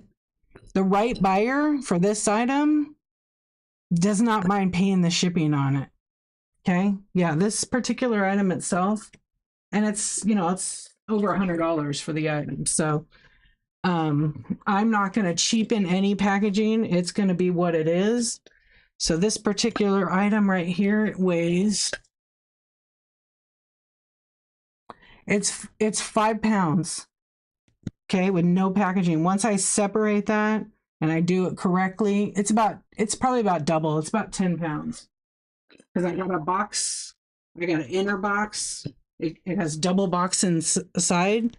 So it's 3 boxes because I want to make sure that item gets there safe. And if my buyer's spending over $100 on that piece, you're damn straight I'm making sure. And before I enter it and whatnot, I'm going to get the 2 boxes for the lid, the other box for that, put it in the third box, and just put some packaging. I'm looking at probably 3 pounds for packaging. You'd be surprised how quick that adds up. Plus, I want the integrity of the box to have like cardboard in the bottom, so it locks it in place so there's no wiggling around. I mean, there's a lot of things, especially those kind of big pieces. But I stopped selling so many of the big pieces, and I focused on items that were like 10 inches or smaller, because it makes it a lot easier for shipping. And I could still sell expensive pieces that are 4 and 5 inches tall, especially paperweights. Yeah. So don't be afraid. I just tell you this because I believe that you guys can do really great on here. But I just want you to keep in mind some of those things, and don't be afraid of it. Don't ever be afraid of selling on here. Some people just do unboxings and then they run the same weight. After a lot of experience in doing that, they know what they're doing. It works for them, but you don't see the back end where a seller might have to pay $40, but they just did a $2,000 show. They got to pay $40 for shipping. Big whoop, right? It might have took them a lot of shows to realize, I don't have to stress on shipping. It's just going to work itself out, you know? Yeah. So when I was talking about that big item right there, that would be a custom ship profile. If that is 10 pounds, it's probably going to cost about $25, $30. It just depends too. Because if that's a 12 by 12 by 12, which I think it's 14 by 12, actually, the box. But I would always weigh it and put it in first and try to find the best rate for the buyer based on the dimensional weight. Really changes things, because we're doing cubic now where we didn't before. But the 5 pounds at $9.21 is based on a 12 by 12 by 12 box or smaller. Okay, if you go over 12 by 12 by 12, you have to do a custom ship profile, and there you can put the information in. Please pay attention to the size fragility of the sellers are offering compared to their advice. Advice does not apply to everybody. It doesn't. And the more you sell, the more you learn what works for you. Like, I have a lot of on my shelves. You can't see it because I can't turn this camera. A lot of my stuff is under 10 inches. I have any of the pieces that I have, like I have a Jim Beam bottle that's like 14 inches. I have an alley cat that's like a 12 or 14 inch one. Those are all custom ship profiles. Buyers that buy that stuff are already spending money. They don't mind spending $10 more for shipping. Almost every buyer that I have that buys those kind of pieces, they have no problem with that. There you go. Just what Gretchen said. Remember, the right buyer will want to pay for the shipping for that too. Yeah. Because they know you're going to pack correctly and safe. You can look at my reviews. A lot of my people say I pack good, but I look at it like, for me as a seller, I'm a buyer too. I want the presentation to be good. So a lot of times I use brand new boxes. Sometimes I recycle boxes. It just depends on the condition of it. But like, I use all fresh paper and fresh bubble. Have you seen people stack up 2 USPS boxes together to make one large box? Yes. So you can do that, but it's only on the priority mail mailing boxes. But just keep in mind, the large box, the large priority mail box is 12 by 12.25 by 8 point, whatever it is 11 ounces empty. If you stack 2 of those on it, you're now at 22 ounces for just boxes. But when they're double stacked like that, they end up being about 25 ounces. Just keep that in mind. That's with 0 packaging. That's empty. Okay? That's empty. That's 1.5 pounds. It's 11. Oh, yeah. Yes, it is allowed. But on flat rate, you are not allowed to change the box at all. You cannot Frankenbox a priority mail flat rate box at all. You're welcome.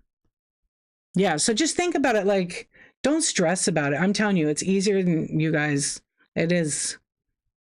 Desert Cache, I saw your note about wanting to be in that.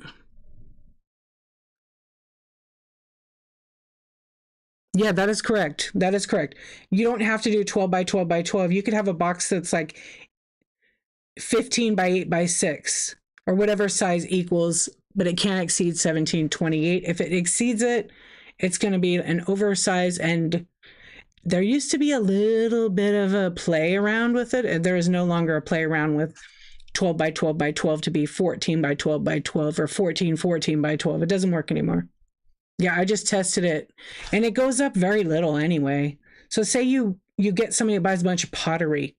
I've heard this one a lot, and it's 6 pounds, and it's ground advantage. And you go to make the label, and you got to do it. The only box you have is 14 by 12. It goes up like $3 or $4. I've done that. Not for pottery, but I have done that. I love that, C Swan. That's right. Yeah, and you want your people to come back. You want your people to come back. I think people get hung up on the 12 by 12 by 12. If you have a box that's like 8 by 8 by 8, you could use that. If you have a 10 by 10 by 10, you could use that. If you have a 12 by 10 by 10, you could use that. If you have a 6 by 6 by 16, you can use that.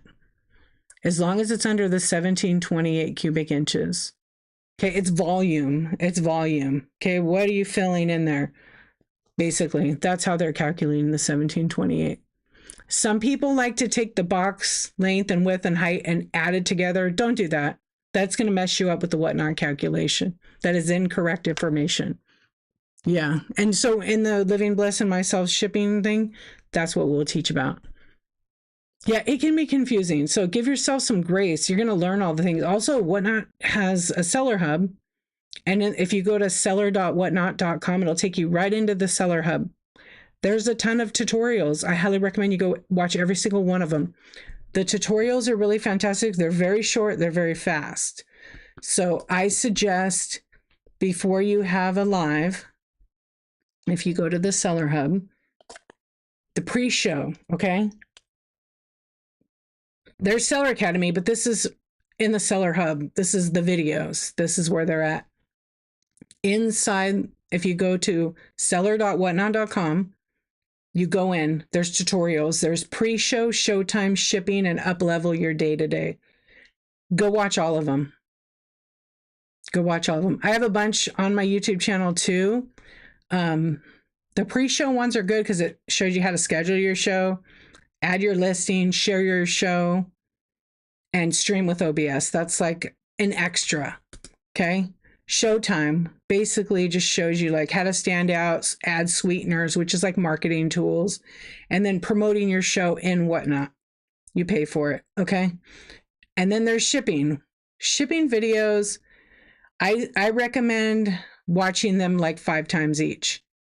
Watch the shipping videos 5 times each. There's ship your items, like what to, okay, you have a show, you sold 5 items. Now what? Go to the shipping tab in this section. Okay, it's gonna be in the seller hub. It'll show like your shows. Below it'll show customer support, needs a label, and then to the right it'll show your account health, and then below that it'll show all these videos I'm talking about.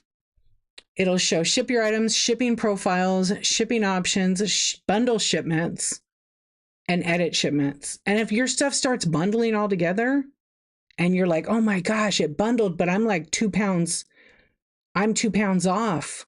How did that happen? Because you didn't put the right weight in.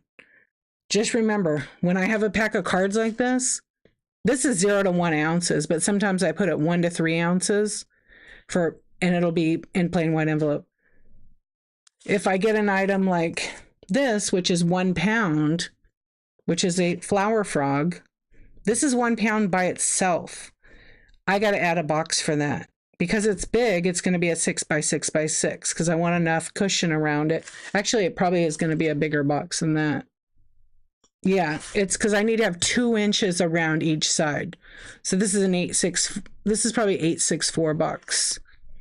Wait, no, it's not an 8.64. It's an 8.84 box that'll fit in because it gives me 2 at the top, 1.5. Yeah, it probably has to be 8.66 bucks. If you don't package it right, okay, you're going to have some problems. Everyone's brain organizes differently, worth getting. Yeah, you got to watch the videos. And if you don't slow down, watch them. Do them before you go live, though. Yeah. But like for this item, I'm not going to create a custom ship profile, but I'm going to calculate the weight for packaging. So I'm just reviewing right now, okay? This is 1 pound by itself. So with packaging, it's probably going to be close to 2 pounds. So I am going to pick the 1 to 2 pound category. But let me explain why somebody could be over. If they put on here 12 to 15 ounces and they packaged it and it was 2 pounds, that's how it's going to cost. So then say somebody bought 10 items from them, okay, and it came to 8 pounds. Technically, they forgot the other pound, maybe pound and a half for this one. So they decide not to change the label. And the buyer gets the package, and the post office had scanned it with their new machines. And now the buyer is going to pay the difference on the label because they're not going to give it to him because the packaging weight is off, because they didn't include that extra pound and a half or whatever it was. Okay. So the counterweight for that difference could be $10 to $15. It's not going to be the whatnot rate. It's going to be the USPS counterweight. Your buyer's probably going to be frustrated and they're not going to know to get a receipt. If that happens, you did it wrong. So you have to really make sure you do that. Whatnot would calculate the highest rate. So this item, if it, say this item is the 1 pound, I pick 1 to 2 because I have packaging. Whatnot's going to bill at 2 pounds because the cost for 1 to 2 pounds is the same rate. Okay. Then now you've got 2 pounds and you are paid $9.21. So in order for you to get to 5 pounds, you've got 3 free pounds. Why not shop and buy them? Squeak. Hey, Brie, how you doing? Why not shop on Whatnot for 3 more pounds? Then there's your 5 pound bundle. And sometimes it'll start a new bundle. Sometimes it will just keep bundling those items together up to a certain weight. But in all the time I've been on Whatnot, when I hit 5 pounds, it makes a new box. And I don't know if that's because I use custom ship profiles on certain items, but it's just different for everybody. How about you guys? Do you guys are good on that? You understand that? I know it started with 1 shipping question is all it takes, and 2 a.m. here we are. Yeah, it's a little more easier than you guys think. Give your guys self a lot of grace. Yeah, you're very welcome. Shipping is the easiest thing on Whatnot. Now, if you're shipping huge stuff, you're gonna have to rethink it. You're gonna have to do some math. You're gonna have to figure out the dimension of the box, the weight of it packaged up. Like, for example, printer trays. People love selling the printer trays, but the thing is, maybe they set it up for 4 pounds, 5 pounds. They're eating the difference, I would say, every single time they ship those big printer trays. The seller is paying the difference. So, maybe that's not going to work for you to be able to afford that, but maybe a seller who sells 100 of them, 150 of them, doesn't mind you paying your $9.21 and they're paying like $5, $10. Maybe they're pretty expensive, and it depends where you live. Oh, you're welcome.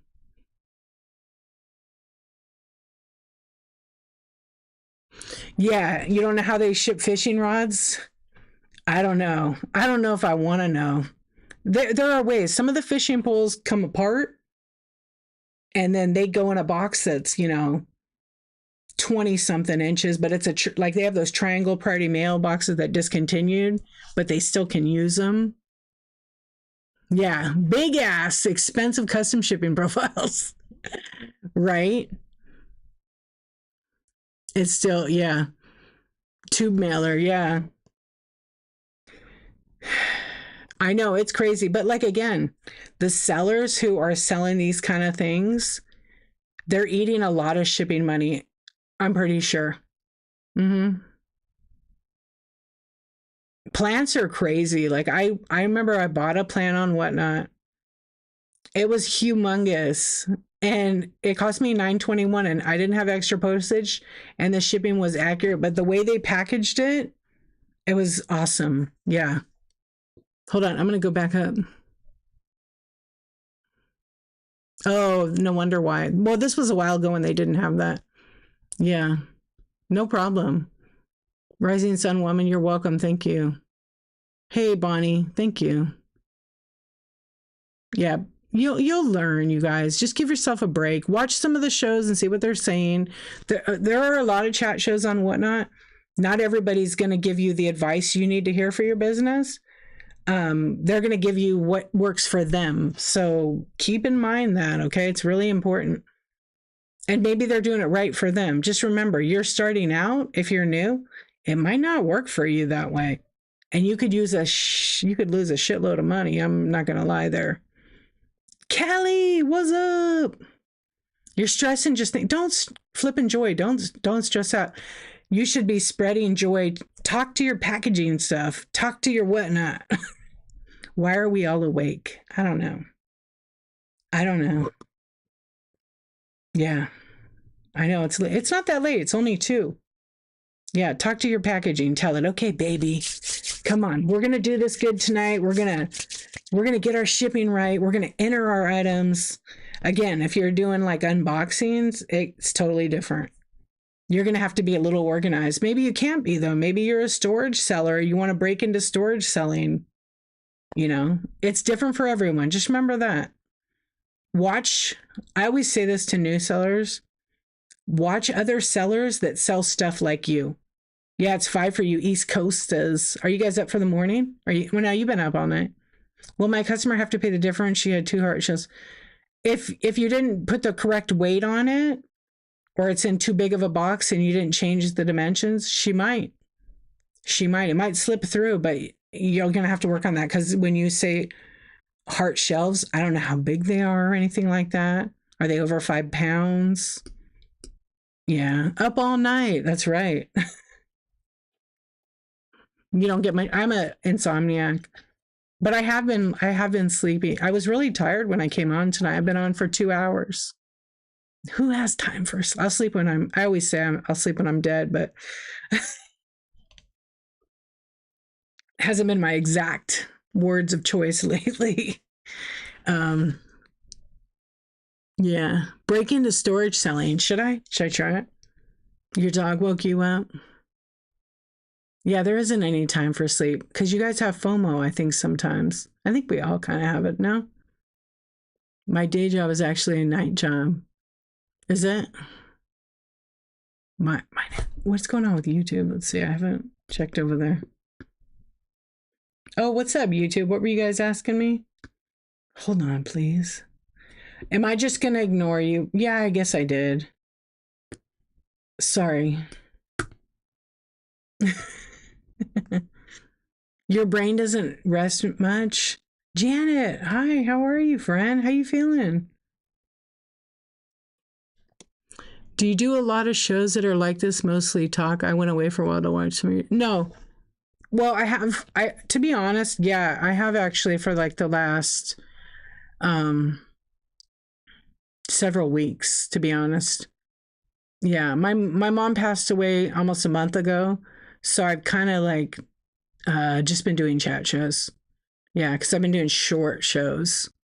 But I'm okay. I'm doing the things. Me too. Thank you.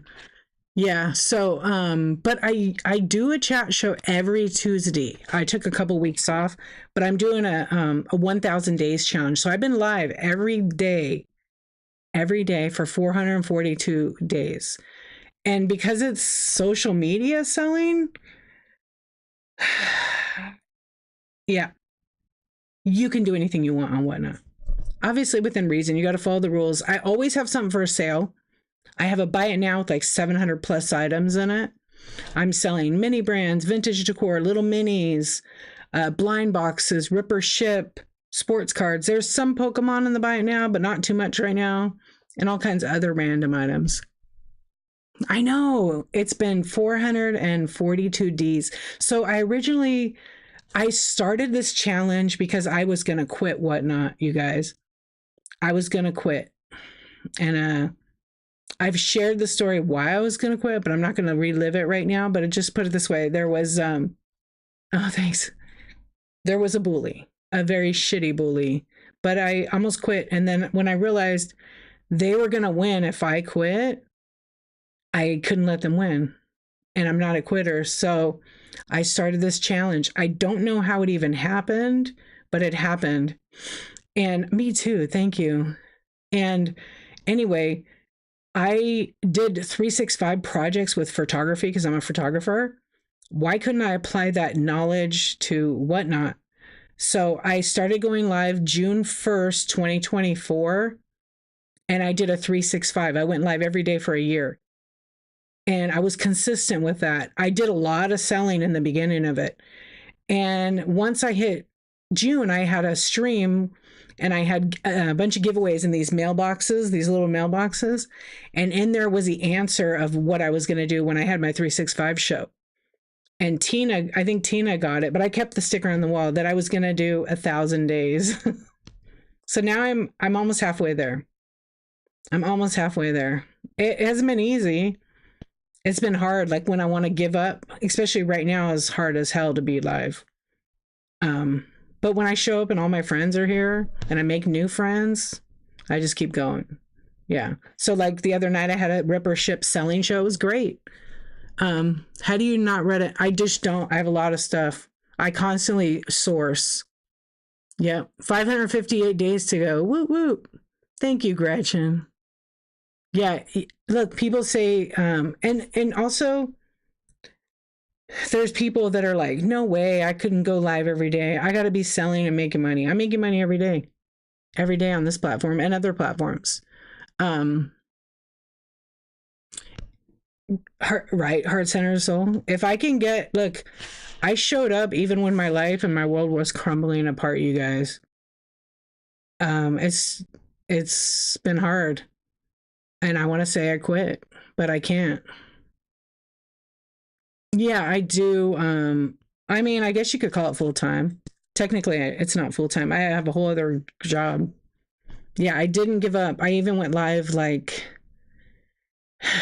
the night before my mom passed away. I was really sick with Seesaw. What did I have?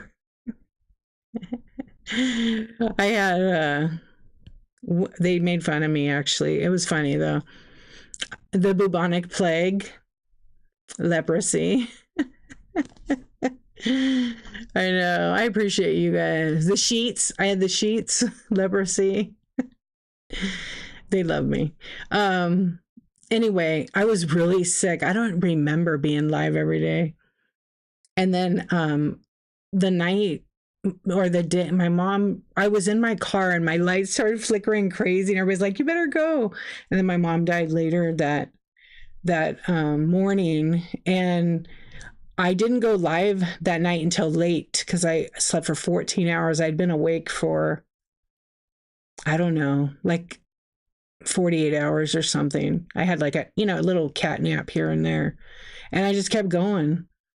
And then because of whatnot, the way it is, I've met the most incredible people here. You lost your mother also? I'm so sorry. Yeah, it's the best way to describe it is out of body experience. It was a week yesterday that we buried her and it's just doesn't feel real. Yeah. It's out of body experience. Even her funeral was beautiful, everything was beautiful, and it's you think I have an offer? Thank you. It just doesn't seem real.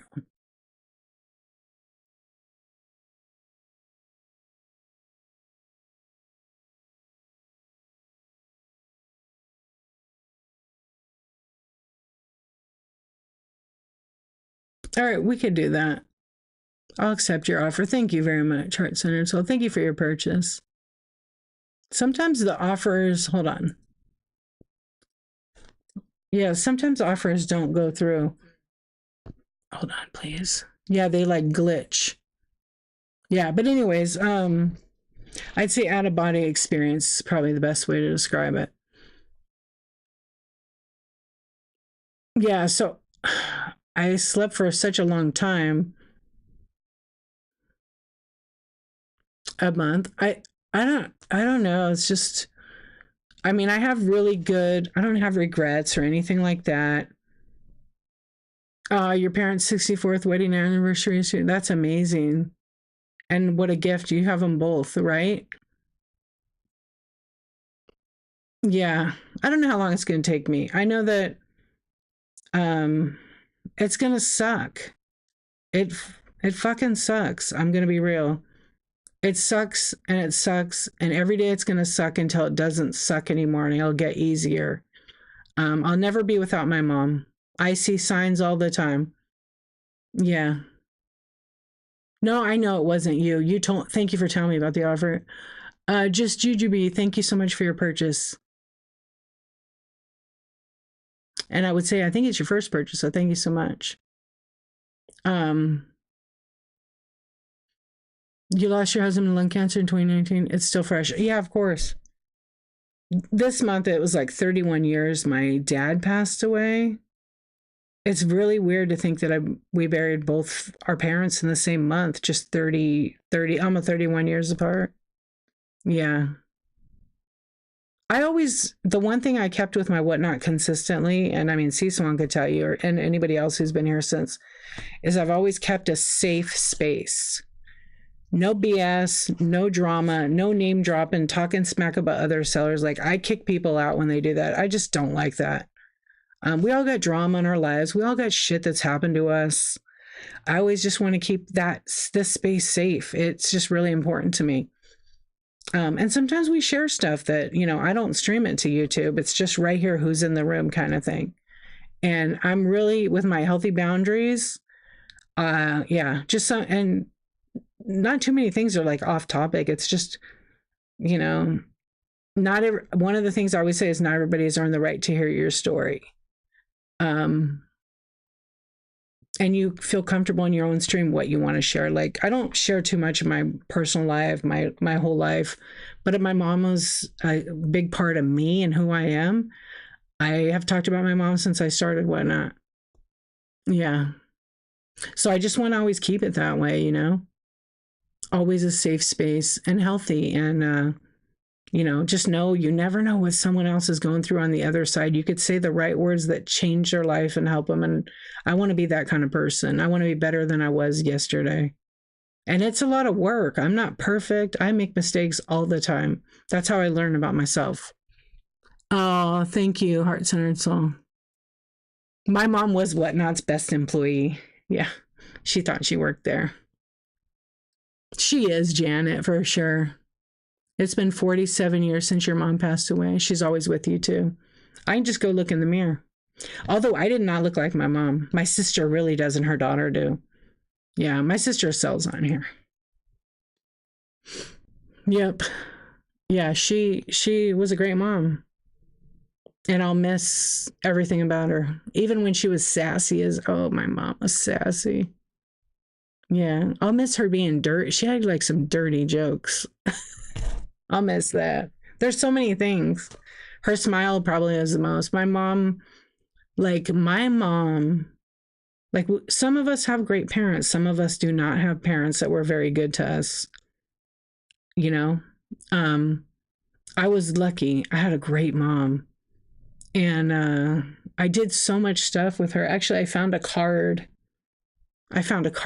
From like, I don't know, I keep all the cards, but I found this card and what she wrote in it was like, yeah, some don't, some don't. Their parents are off doing whatever they're doing. They're raised by their grandma or they're in foster care. They've been adopted and maybe they have great, adoptive parents or foster parents. But I know how lucky I was because I have a lot of friends that same thing. They just didn't have a good home life. Yeah. You totally look like your dad. Your sister looks more like your mom. Yeah, that's kind of like my sister looks like my mom. I have a similar smile, but I was reading the card that my mom wrote. I won't read it, but it just says my daughter, my friend, and then my mom writes a whole damn novel on the cards. Okay, like a whole thing on it. But I was just like, when I look back at all the cards my mom wrote, like she wrote from her whole heart how lucky she was to have a daughter that most mothers don't have those great memories. and that she thanks God that she has me and that we did so many things together. And this is several years ago. Every year it has something like that in it. And then every time I give my mom a card, I'm really good at cards. Like I know the right card. And I just love emotional cards. So I have every card I give my mom, she cries when she reads it. Yeah. This has been a moving bathroom break. I'm a little I didn't make you cry, but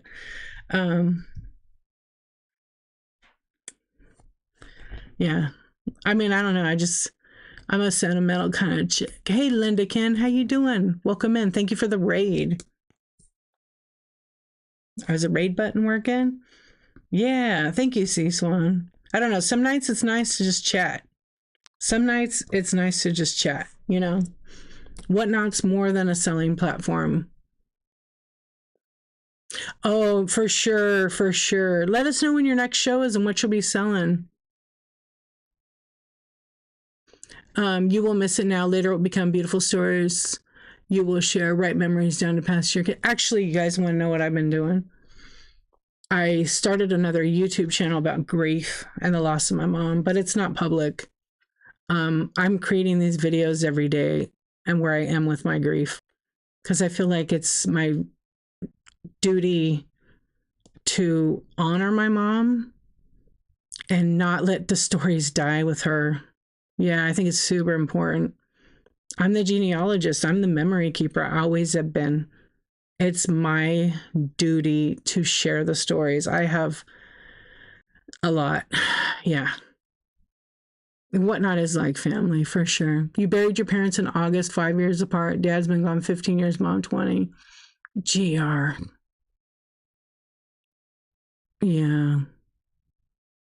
That's hard. That's hard. Yeah, it is my duty, but it is really my privilege and honor because, you know, people die with those stories. And one day my kids can have this YouTube channel and do whatever they want with it. There's some good, juicy stories in it. Yeah. And you guys know some of my genealogy stories I've shared. Yeah. You wish your family did that. Yeah. I mean, I tell my kids stories, you know, and their kids are like, this is boring. But you know,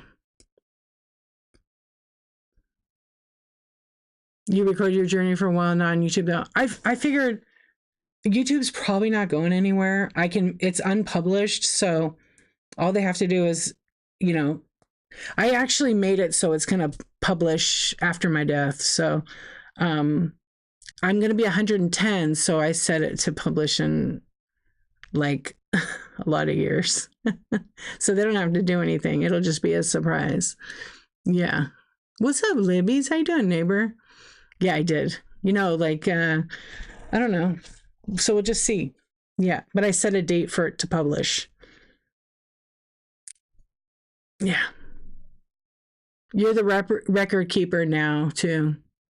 My mom had a great sense of humor. Boy, I could tell you some stories. Yeah. She was pretty funny. She was really funny. That's the one thing, she never lost her humor. Ever. Even to the very last day. Yeah. And I've talked about her like this since I started here. Yeah, it is. It's like a digital time capsule. I mean, you can create one, you can make it public, and then you can choose the date it premieres. So mine is premiering in, I forgot what, I'm not logged into it. It's 55 years from now, it will publish, which is how much time I have left. I'm hoping, anyways. That's my manifestation. Yeah, it's 45 years, I think, actually. You just woke up, you're dreaming you were arguing with someone about shipping and whatnot. No. Were you really? Shipping is always the question, right? Yeah, I gotta move my chair over here. Yeah, shipping is always like the one question, the number one question on Whatnot is about shipping. Yeah, next week I'm going to be talking about, I am adopted, so my family is unique. I could write a book. Death does not scare me. I have a tribe waiting for me. Diva's Heart. You should. You should. It doesn't scare me either. No, I'm not. I'm in the house. I'm in the house, but I block this blackout over here because I have all the stuff, my packaging stuff, my shipping station, and it's distracting. But on YouTube, there's a QR code right there, and it's like white. Let me see on YouTube. I'm on YouTube right now. So then it's perfect for the thing. It doesn't have to be that much, but I don't know. It's kind of bright, huh? Yeah. So you can see all my doll heads in the back.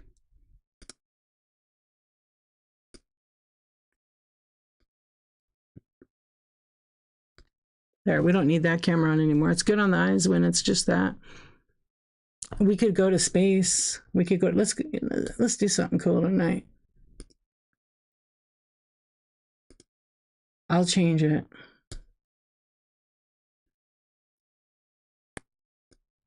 There we go. That's better, right? You've been eyeing Betty. Oh, my Betty head. I know the black screen is easier. I like to have that sometimes. So I use OBS. OBS allows me to do some fun stuff on it like this. Or when I get rated, then I can pop up like a graphic. It's just fun. But I broke my whatnot, so I have to fix it all again. Yeah. Oh, and there's like a delay on it. Yeah, I don't know. It was kind of too hot for the shed. Share some, same here, Divas and Gretchen. Yeah. You did 23andMe? One night we'll do a thing and we'll talk about genealogy. I'll make it a genealogy as the topic. Genealogy for beginners. And I'll put some of my PDF sheets up. People can buy them if they want. Shows like how to research. I know they've been asking me for a really long time. Yeah, I'm big into genealogy. I'm like a paid researcher. I'm pretty much a genealogist without like the paperwork, but I've been doing it for about 25 years. Yeah, it's kind of like my favorite thing, actually. So that hand in hand goes with the storytelling. Yeah, I found so many people. It's really crazy without DNA. You found your birth mom and sisters. Love them so much, but my adopted mom is always my mom. You love it. Yeah, Janet loves it. I love genealogy. Me too. I've done 23andMe. I've done Ancestry. I've done a couple others. People can be really weird when you're trying to research stuff about it. Like they get scared. I don't know why. Maybe they think people are coming for them to get money from them. But DNA, yeah, some people get weird about it. But I could call anybody and talk to anybody. I have to do it hundreds of times. Your mom's cousin does it too. You don't want to be found. What if I have $1 million to give you and I tell you we're cousins and I need someone to pass my money to? Very unlikely, but yeah. I look at it like I think for me, I don't mind someone reaching out to me. But they better have all the information so I could verify it. Cause yeah. Hey, you never know. Like I found a bunch of cousins in Norway and Italy who ended up helping me extend and break through some brick walls. But some people don't want to be. You're right. I have family members that they don't even want to be on like the websites. Yeah. So yeah. So, I mean, it's not for everyone. But like someone can find you regardless of genealogy. If you own a house and you pay taxes and they know they might be related to you and are adopted from you, they're going to find you. It depends what country. I don't know about better. They have some records too, but certain countries are very strict. They don't give them to you. So you have to meet like, local. I've searched Argentina. That's very tough. Colombia is like extremely impossible. But there's groups of people that are in the country, like on Facebook. There's a lot of groups. Like for me, I searched Norway and Italy. Piece of cake. Yeah, piece of cake. A lot of stuff is on Family Search because of the missionaries who would go around the world and scan everything. But some states is not on Family Search, like South Dakota. I think they sued Family Search or LDS, a Mormon church, because they didn't want their records on the online.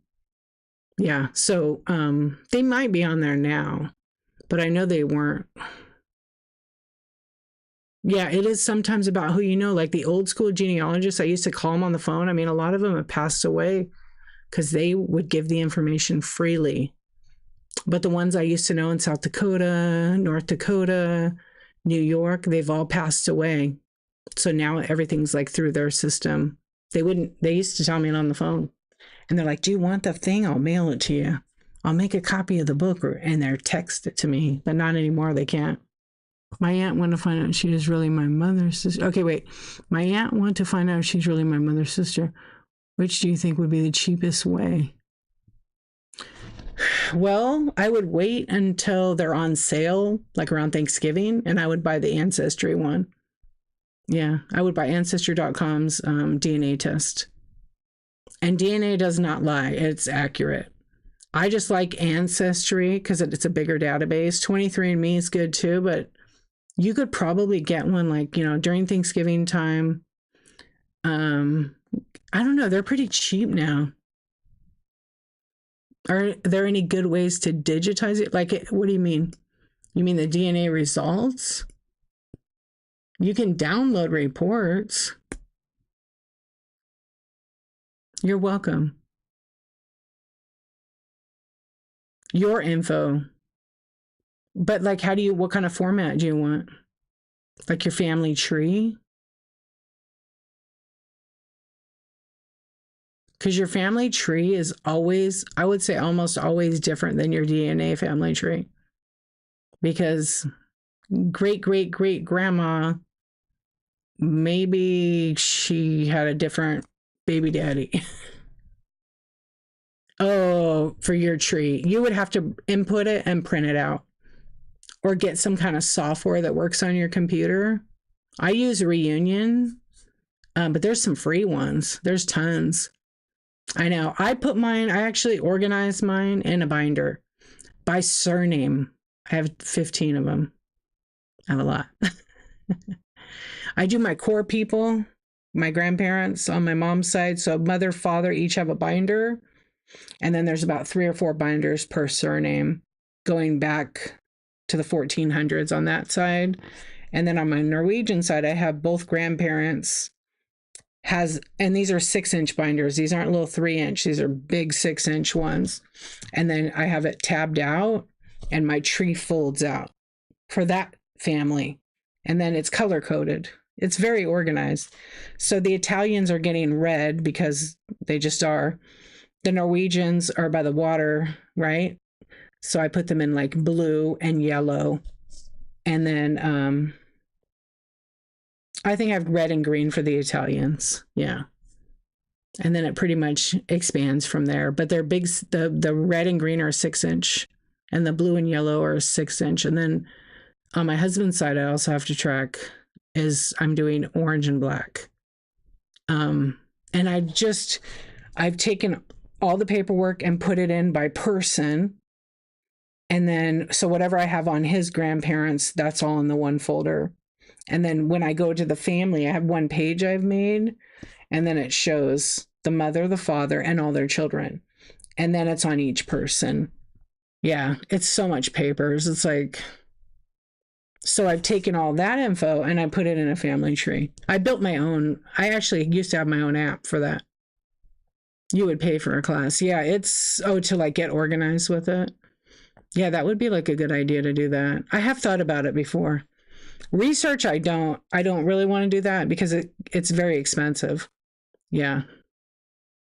Yeah, the more people that test too with the DNA, the more results, like that's why the ethnicities change, because maybe you have higher, and then when more people come in,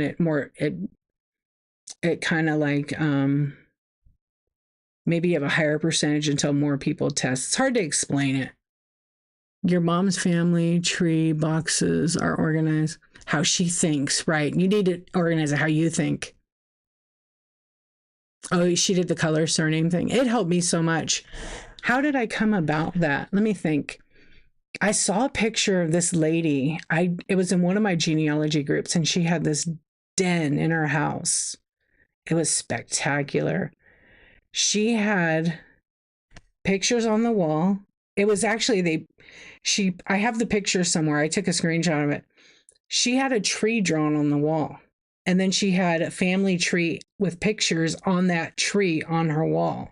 It was freaking amazing. And on the other side, she had this double-sided bookshelf, and everything was color coordinated. And then it matched the picture frames on the wall. It was freaking spectacular. And I was like, do I want to do that? No, but I kind of do. So I did the binders. Yeah, but they fill up my shelf. You can't see it, but they fill up like the whole shelf. I have so many. Good night, rising sun woman. Thank you for coming in and hanging out. Yeah, genealogy is like probably one of my favorite topics. Yeah, you got to really want to know where you come from and never forget where you came from. And I don't. And I've had some crazy experiences. I do have it all digitally backed up. Yep. So everything in my binders is scanned, and then it's digitally put in per person, and then in a family tree. Yeah. And it's in my own app that I made, and then it's also in Reunion. And it's on my old laptop, though. I need to put it on my new laptop, but I could just jump it over from my drive. It's a lot. And you know what? Like anymore, if I want to look at the documents, like the main things that I keep in the software is pictures of the people, or marriage and death certificates too. I have like 1,000 death certificates. I collect them from my dead ancestors. Yeah. Oh yeah, and so like in my family, I don't have too many like Bible where they have the because like in a lot of old Bibles, they write the whole family's history. Oh my, yeah, I couldn't even tell you how many hours. But I've had experiences with my ancestors where I'm really deep into my genealogy, and I was awake and I just close my eyes and I get into this like meditative state. And for some people, they're like, you're a weirdo, but I can talk to them in a visual way. And I've had that happen to me lots of times. And then next thing you know, I find what I've been looking for. It's happened to me 5 or 6 times with my family. And then for other people, it's happened to me a lot. Hard copy pictures, you can still not go wrong. Oh, I know. I double back up. I have a RAID drive, so I'm triple backed up. Yep. Oh, you have the Bible because you asked for it? Yeah, I don't think anybody wrote in it in my family. Maybe one of the Norwegian great grandmothers, but I actually had a relative. I forgot how they're related, like a third cousin. He wrote a book on our Norwegian family, and it was all in Norwegian. And I translated it to English, literally from a Norwegian dictionary. Yeah, it was pretty crazy. So I could speak it a little bit, but it's been so many years since I translate. And I finished translating it because it's pretty much like Who's Born, what the kid is. You learn how to translate. My uncle tells me, guess what? Remember that book? I said, yeah. He goes, I got the English version. I said, I already translated it because I just printed him and mailed him a copy. You have 30 photo albums going back 100 years. Wow. See, the thing is, when you have all those old pictures, the question is, do you know who everybody is? I have like my dad's pictures, and before he passed away, I wrote in pencil on the back who the people were. Oh, not all your family. Yeah, just some, right? Yeah. 3. Can you imagine today's tech with time? Oh, I know. Yep. Back in the day, we'd have to go look everything up on microfiche. And now everything's on, pretty much, not everything. There are some places that they don't let people scan or put info, but you'd have to go look it up and get the little reel, put it in the thing in the microfiche and look everything up. And then you'd have to get them to make you a copy because you couldn't just hit print. Yeah. Yeah, I have a lot of stuff in pictures, and then I've just written on who it is. And today nobody prints pictures, so if you're one of the few that still prints your pictures, just make sure you're printing on archival paper or it will fade over time. My older family didn't have many pictures because of money or lack of. Yeah, oh yeah. I have a picture of my great great grandparents, and I didn't know who these people were for years. It's a huge oval. It's not a photograph, but it's like a. I want to say it's a painting of them, and no one knew who they were, but the man's face looked like my other grandfather's, and then it was through a cousin on the internet I met. That it's not a lithograph. It's a I can't think of what it's called. One of them's a painting, and the other one is, it's from that convex frame, and it's the oval one. Is huge. Like it would be like a 16 by 20. Yeah, I always grab the pictures too. But the guy, I looked at the guy's picture and I'm like, man, he looks like somebody. Well, I met someone on the internet, and that was their great great grandparents too, and they had the names. So as soon as I connected with them, I said, who are these people? And then he explained. Anyway, we shared each other's pictures. And then I was able to know, I said, I have that same picture in my house. He says, well, that's my great great grandparents. And I said, well, that's my great great grandparents. And one of their kids was his great great, wait, it's 2 times or 3 times. I'd have to look on my tree. It was cool. Or I had another picture of somebody. Yeah, totally 6 degrees. There was someone else I had in my family, but it was a girl. I had no clue who the girl was, but she was very familiar looking. And she looked like someone else in the family. And this guy also had that picture, and he said, oh, that's so-and-so. She's my great great aunt. And so, when someone tells you that, you got to do the math and go, okay, wait, when were you born? So you make sure you have the right connection. But yeah, it's never ending. It's never ending. Like, right, I was going to say the price of the DNA. Let's see. Oh, I still have a kit. I got to get it registered. So the Ancestry DNA, which is just basically like, oh, it went up. It's $99 now. But here it's funny. $99, you get your DNA matches. Okay, for $100, $99, you get that. For $100, you can use it for a World Explorer membership, which I think is just for USA. It gets a traits, international. I want to see how long it's for. $1, and then you pay an extra $1 for the first 3 months. That's actually pretty good. Oh, tons of spelling. Spelling's always off. It's like when you come from another country, you just want to get in for the opportunity. You want to do all the things they tell you to do. Fill out the paperwork if you can write in English. This is going back many years. If you can't, you're going to make it work. You're not going to question the spelling. You're going to leave it alone. So like in my family, when they came over originally, they used the Q, the letter Q in the last name. Before they came to America, it was a K and it was a Q again. So it got changed again. When the original people in the family came, they kept that name, so that when my great-grandfather came, he wrote it the way they came to be the American spelling of the last name. And they didn't question anything. They came with $20 and sewn in their, some of the women had $20 sewn in their dresses, and the men just came because they came to work. And the one thing I learned is a lot of them didn't read, write, or speak English. They knew a couple of words. And my my great grandfather, he could speak English, but my great great could not. And that's on both. Even on the Italian side, he couldn't speak any English. He couldn't write. When he signed his name on his passport, he put an X. So X marks the spot. He literally wrote an X. Yeah, I have a copy of it. It's actually pretty cool with his picture.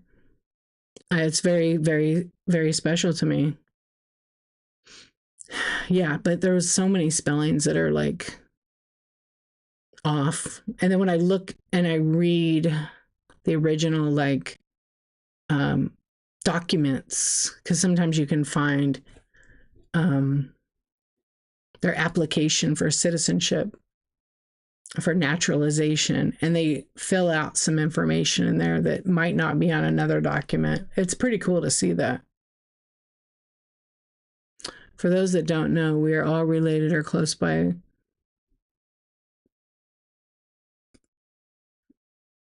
And called by 6 degrees. Not everybody though. I've done enough research but it's close for some. But I have a few friends. We were trying to crack this, and there was 8 of us in our genealogy group, and not one of us were related anywhere. So we were like pretty surprised by that. So we're trying to get to like 25 people. You have lots of German and Flemish. So once I learned German, it made it so much easier to understand the spelling. Yeah. And you also, that's a big thing. Like my family's from Norway. So there was Q's and K's and what's the other letter? Q, K. And with certain combinations like QV, QU, and KV, KU. And they just had weird names. I look very Swedish. I'm not Swedish though. Oh, I'm Norwegian and Italian. I'm more Italian than I am Norwegian. I think I don't have Swedish, but yes, it's similar. Yeah. I was trying to pull in my thing, but it won't. There it goes. Let's see what I am. Let's see what I am today. So I'm 50% Southwestern Italian, but I'm 41% Norwegian, and I'm 9% Swedish. So that changed recently. Yeah, anything under 5% I don't even count.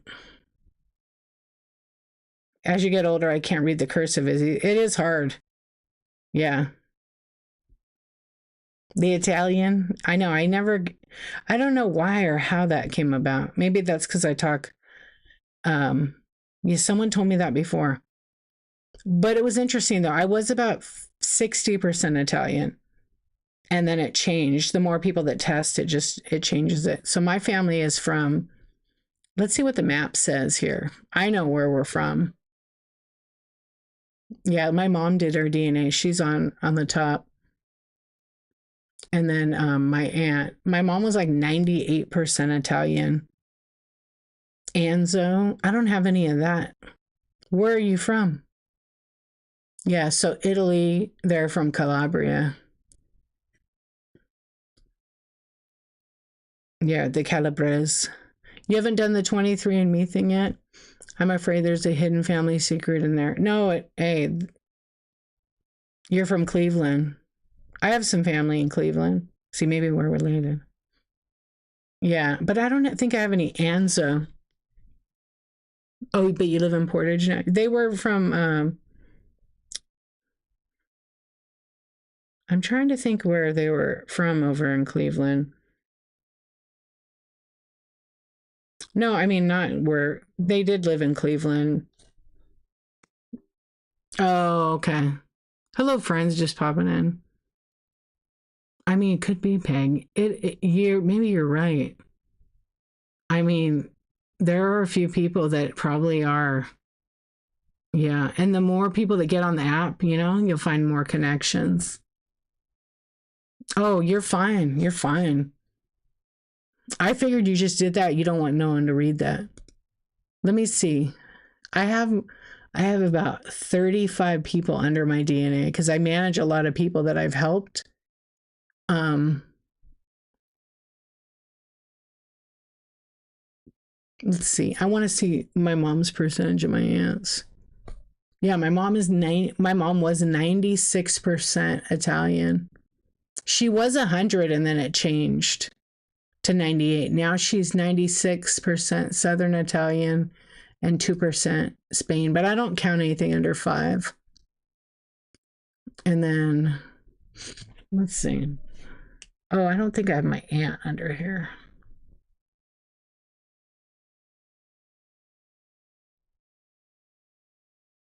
No, that's what it was called. Right, right, right. My father was as well.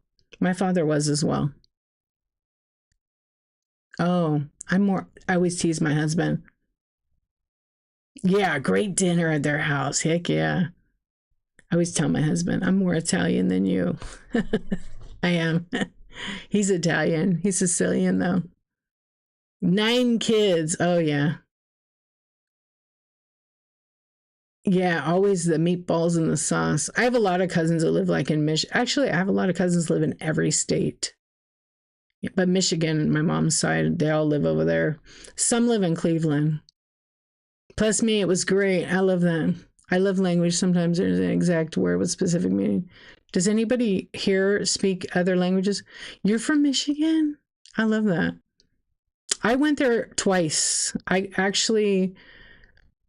can't remember the first time, but the last time I went there, it's been about 10 years. I got to go in the town where my mom was born and go in the house. She wasn't born in the house, but she told me she was born in that house. Later, through getting, census records and stuff, I said, Mom, you're not born in that house. But I was able to go into the house like where my aunt was born, which was really cool. Like I'm in this house that where my grandparents used to live. You're from Connecticut. You speak, yeah, Keife, you speak like 4 or 5, right? You're in Michigan too? That's awesome. Yeah, my mom was born in Dearborn. Yeah.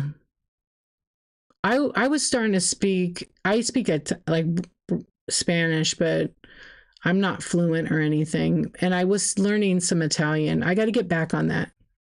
And I was learning Norwegian and Italian actually. When I was younger, I could speak it way more, but I haven't practiced it. And ASL. Yeah. Look at 2 Michiganers here. But I've been living in California like most of my life. I lived in Arizona, but mostly California. It's all right.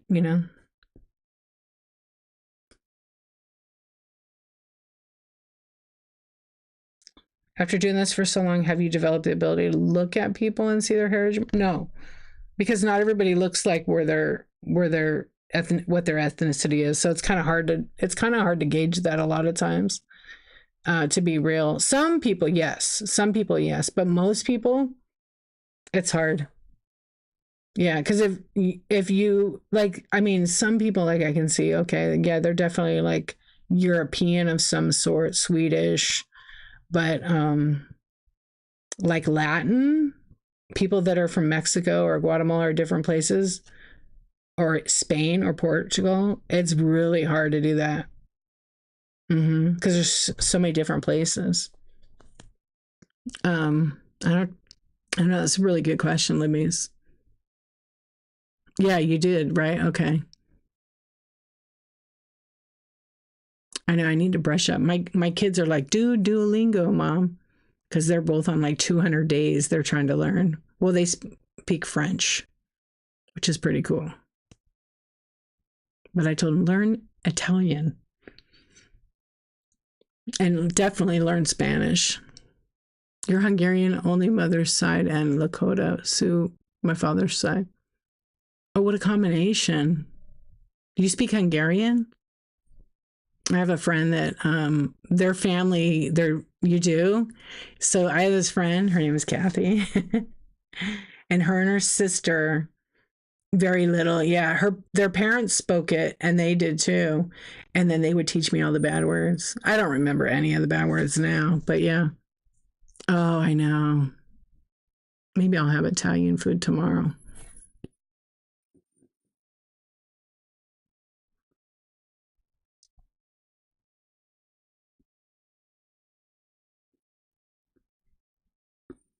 Oh, well, well, well. Okay. Yeah. I, when I was growing up, like my mom and her family, I think my grandma spoke Italian to her sister, but they never taught my grandma and grandpa. I don't know that they had conversational Italian. Maybe they did when they didn't want their kids to know what they were talking about because they're both from Italy. Um, but they never taught their kids, which was a huge mistake, I think. And my aunt, my great aunt, Mary, she spoke Italian with her children. So I don't know what the deal is. Why I think my grandma maybe wanted her kids to speak English and be Americans, but they really should have taught them both. But they didn't. Just little words and stuff. And my dad's side, I think they just always spoke English because his parents, well, his father was, oh yeah, his father and his father and his mother were both, yeah, they're from here. So their parents came from Norway. They spoke Norwegian, but my dad never learned it. It was just strictly English. I mean, I don't know, like at that time in America, like most people were speaking English. I don't think too many were speaking Norwegian unless they were in that community. Oh, yeah. The black is nice, huh? You can really see it. Sometimes I have a little strip at the very bottom. I try to be mindful of that because I think it's so much easier on the eyes. Yeah. So when I'm doing this is a split screen with OBS, so that if I have that second camera like you guys may have seen earlier, it will be at the bottom. Oh, you won't see it right now because I have that star thing on.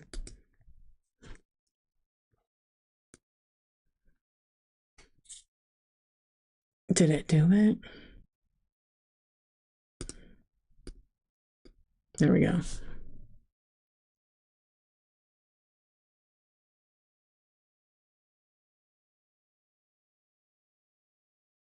Oh, Flip and Joy, thank you so much. I love it here. I do love Whatnot.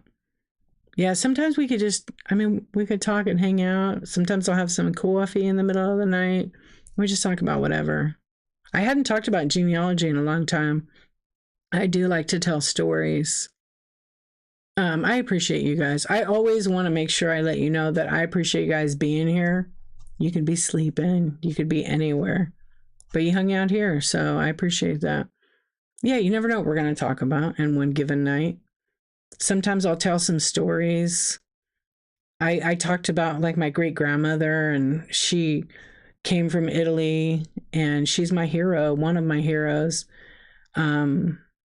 Her biggest goal was to get her kids to America if it killed her, and it literally killed her.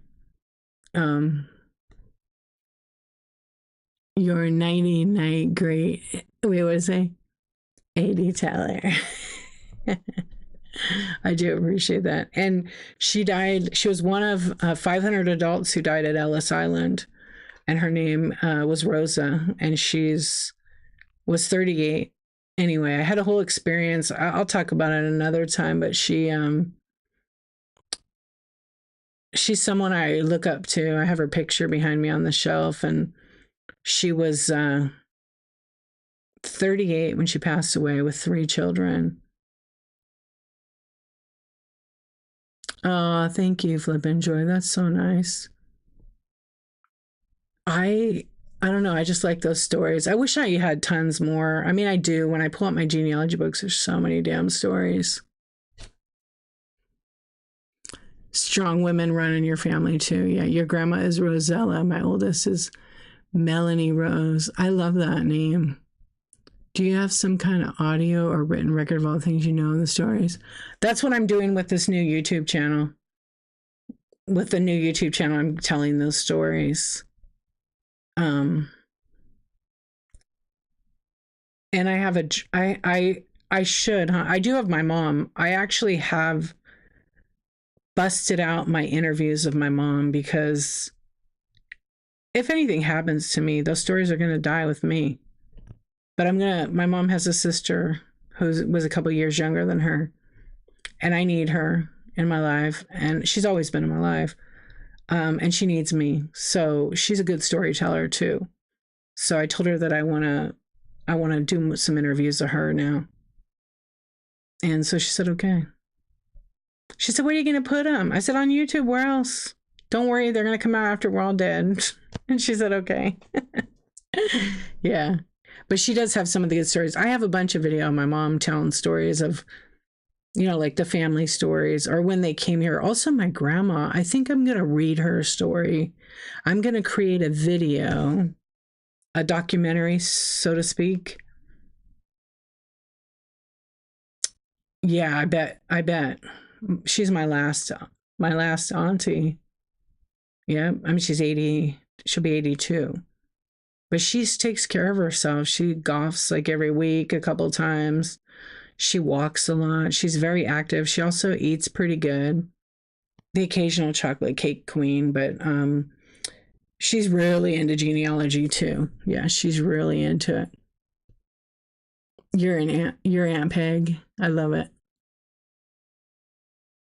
The age of the person in my family that's lived the longest was my cousin Edith. She was 106 years old, and she was 106. And her secret, because I asked her, I met her and had a good relationship with her. I said, Edith, what's the secret to being this age? And this was when she was 105, I asked her. And she said, well, a little bit of Jesus on Sundays.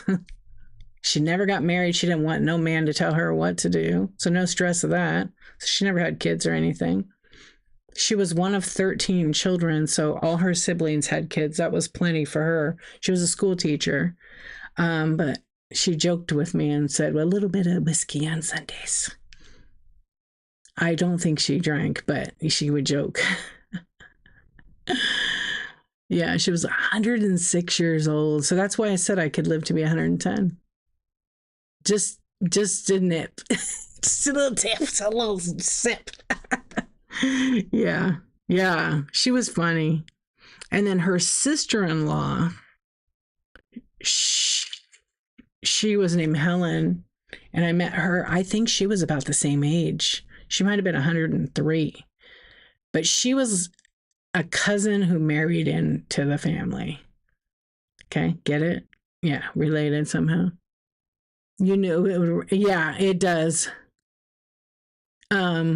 Yeah, I think they're the oldest too. There's a couple that are 100 though. My grandpa was 98. Even though records say, I'm sorry. He on the Norwegian side he was 86 or 88 because they kind of lied about his age so he could play football, made him younger.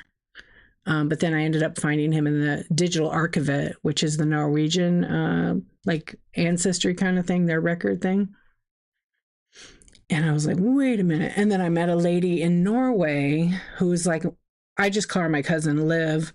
She actually went to the church in the town that my grandpa was born in and got the records for me.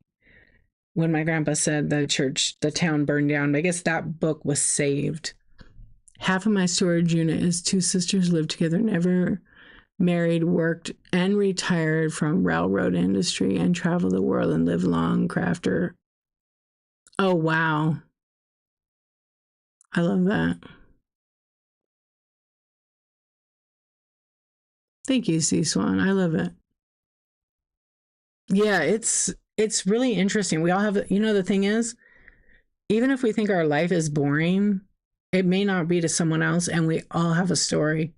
We all have a story. We also all have stuff to offer to other people in the sense of, we all have these wise words, some knowledge, and things we can always share to others. I've learned whatever I've learned about like my family history has come from my ancestors. I feel like they speak to me through my research. I do have a gift. I can, people get weird about it, but I have a gift. I can speak to them. It takes a little bit of work though, but I can. And I will probably speak to my mom. I just haven't tuned that stuff in. I kind of closed that several years ago, but I'm probably ready to turn into that or tune into that, I should say. You spent 4 weekends with other sisters was my most favorite time. Oh, with your other sister, with your sisters. Yeah. It's, man, there's nothing like it. If you have a sister, there's nothing like having a sister. You know, I really, I have a sister, one sister. She's my favorite sister. I have friends that are like sisters to me, but it's not the same. It's not the same at all. My sister and I are 10 years apart. She's not at all interested in genealogy, but like she'll listen to me if I share a story. Yeah, she always is. Oh, you just disappeared there. I'll look on my phone because it went away. It resets the chat sometimes. Heart Centered Soul. I'm gonna read it right again, and then I'll probably stay on for probably 15 minutes or so, and then I'm gonna raid. You think our ancestors need a little breathing space at first? Probably. Probably. Oh, with a railroad sister. Okay, got you. You gonna sell all that?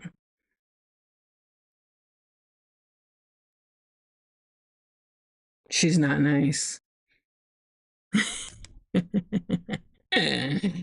Oh man. Your sister's not nice. Okay, it took me a minute.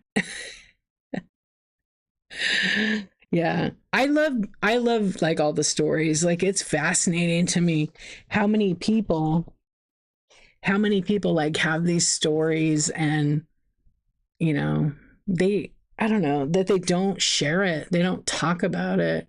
And then the person passes away and then someone decides to get into it and then they're like, oh, I don't know, Aunt Helen knew everything. I love that, Gretchen. That's cool.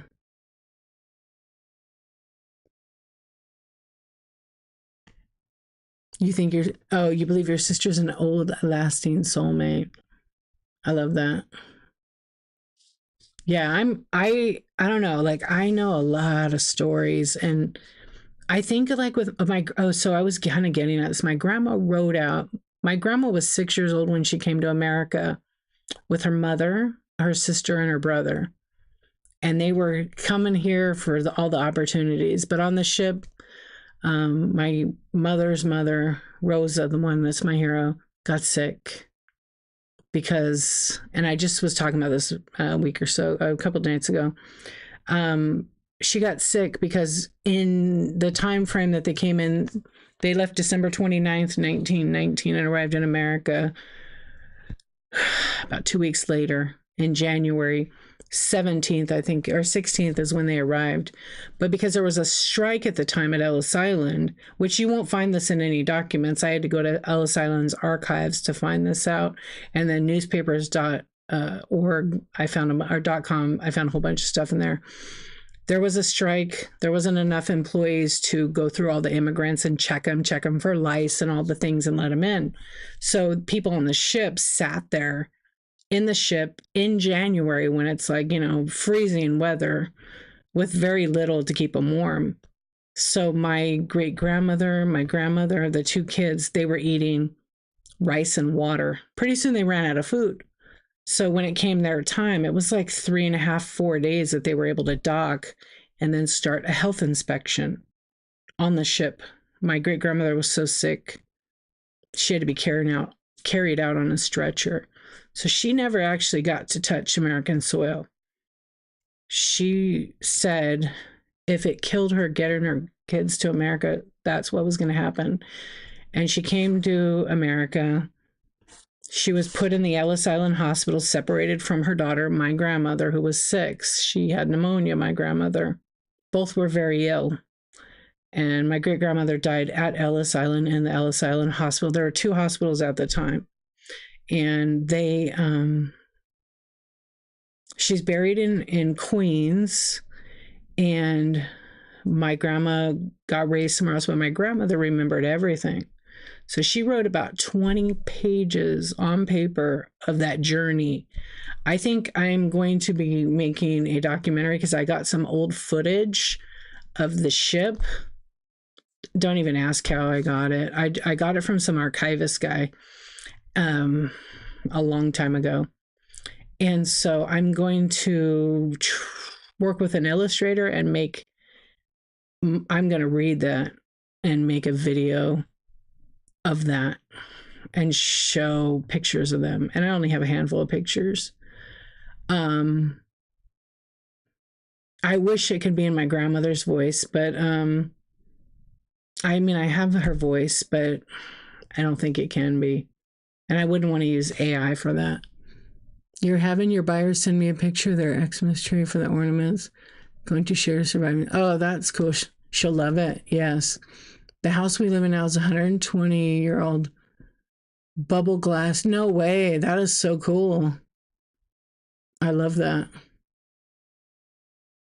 Oh, yeah. Heart centered soul, I feel the same way. I owe so much to my ancestors. I wouldn't be here if they didn't have the sacrifices and the struggles. Look at all the pain and the loss. No. Yeah. It is very tragic. It's so sad. She was 38. And my grandma, when she came to America, she was in Michigan, and she went through New York, then went to Michigan, and she never drove. She never flew in a plane again. She had an arranged marriage, and she didn't have a lot of rights. She didn't have a lot of freedom, you know. And I think about that. I think about, you know, when my great grandmother came here, she too, the same. The thing was to cook for your family and take care of your children. Oh, that is awesome, Heart, Center, and Soul. I have a bunch of immigrant books on immigration that people have written about their ancestors too. She did. That's why she's my Shiro. She knew she probably was going to die. If she said that, I haven't asked her that. Maybe I should ask her. Yeah, because I can connect. I have connected a few times. My aunt's blown away. She's like, I know you can connect. My mom had the gift too. It's kind of weird to have it, you guys. I'm not going to lie. It's kind of creepy, but I only use it for good. Yeah, but I only use it for myself and good. I don't use it for connecting to other people. It's too much sometimes. It's very, very overwhelming. Yeah, the great grandmother showed me a couple of situations that were proven to be true. There's no way. Like, I was in this total, I know. I am. It's a skill. Like, it happened when I was young, and then I did not know what it was. But I had it happen back to back because I was just in that place. And then I told my aunt about it, and she goes, you have the gift. You always have the gift. I was like, do you have it? And she's like, not really. But your mom has it. And so then I talked to my mom, and my mom recently was I videoed my mom telling the stories. But with my great grandma, she was able to show me. I was wide awake. I was just in this, like, I guess I would call it like a meditative trance where I just got real deep, relaxed, breathing. And then she basically showed me, had been looking for my great grandfather's birth record, and I couldn't find it anywhere. Like, I had his birthday right, I had his name, and I couldn't find him. Like, I asked people I knew, and they're like, I asked everybody in Italy who helps me do research over there. They're like, there's nothing for him. Okay. And there was like 3 people with the same name. His name's Tony, but it's a different name in Italian. Anyway, the cousins were like, we only have these 3 in the books. Nothing. So I was tuning in, and it was like 1 o'clock in the morning, and I was sitting here, and I was just like, I had Italian music playing actually. And I was sitting here, and I was like talking, reaching out to her. And then I go, I just need to know where the hell he came from. And then the next thing I know, I'm right in her face. Like, she's in my face. And it's her, but like she's moving, like in the picture. That's a real person. And she has me real close to her, and she's like, watch me, listen to me, but look over there. Okay. But she's talking in Italian. I'm totally understanding her. So I'm watching her, but the way she is, I'm like looking through her. And so here comes, it's this long corridor between apartments. And then it curves around, and there's like a big bush. And then there's like a brick wall with like a door in it. Right. But it's not a brick wall. It's like Spanish style. Right. Or like a villa, I guess. And all of a sudden this kid comes running through, and he's got a thing in his hand. And I'm just like, but I'm looking at her. And so all of a sudden I hear like a knock, and he puts down the thing in his hand, but I can't really tell what it is. And he knocks something. There's like a little light, but it's like a arch wooden door. And he takes off running.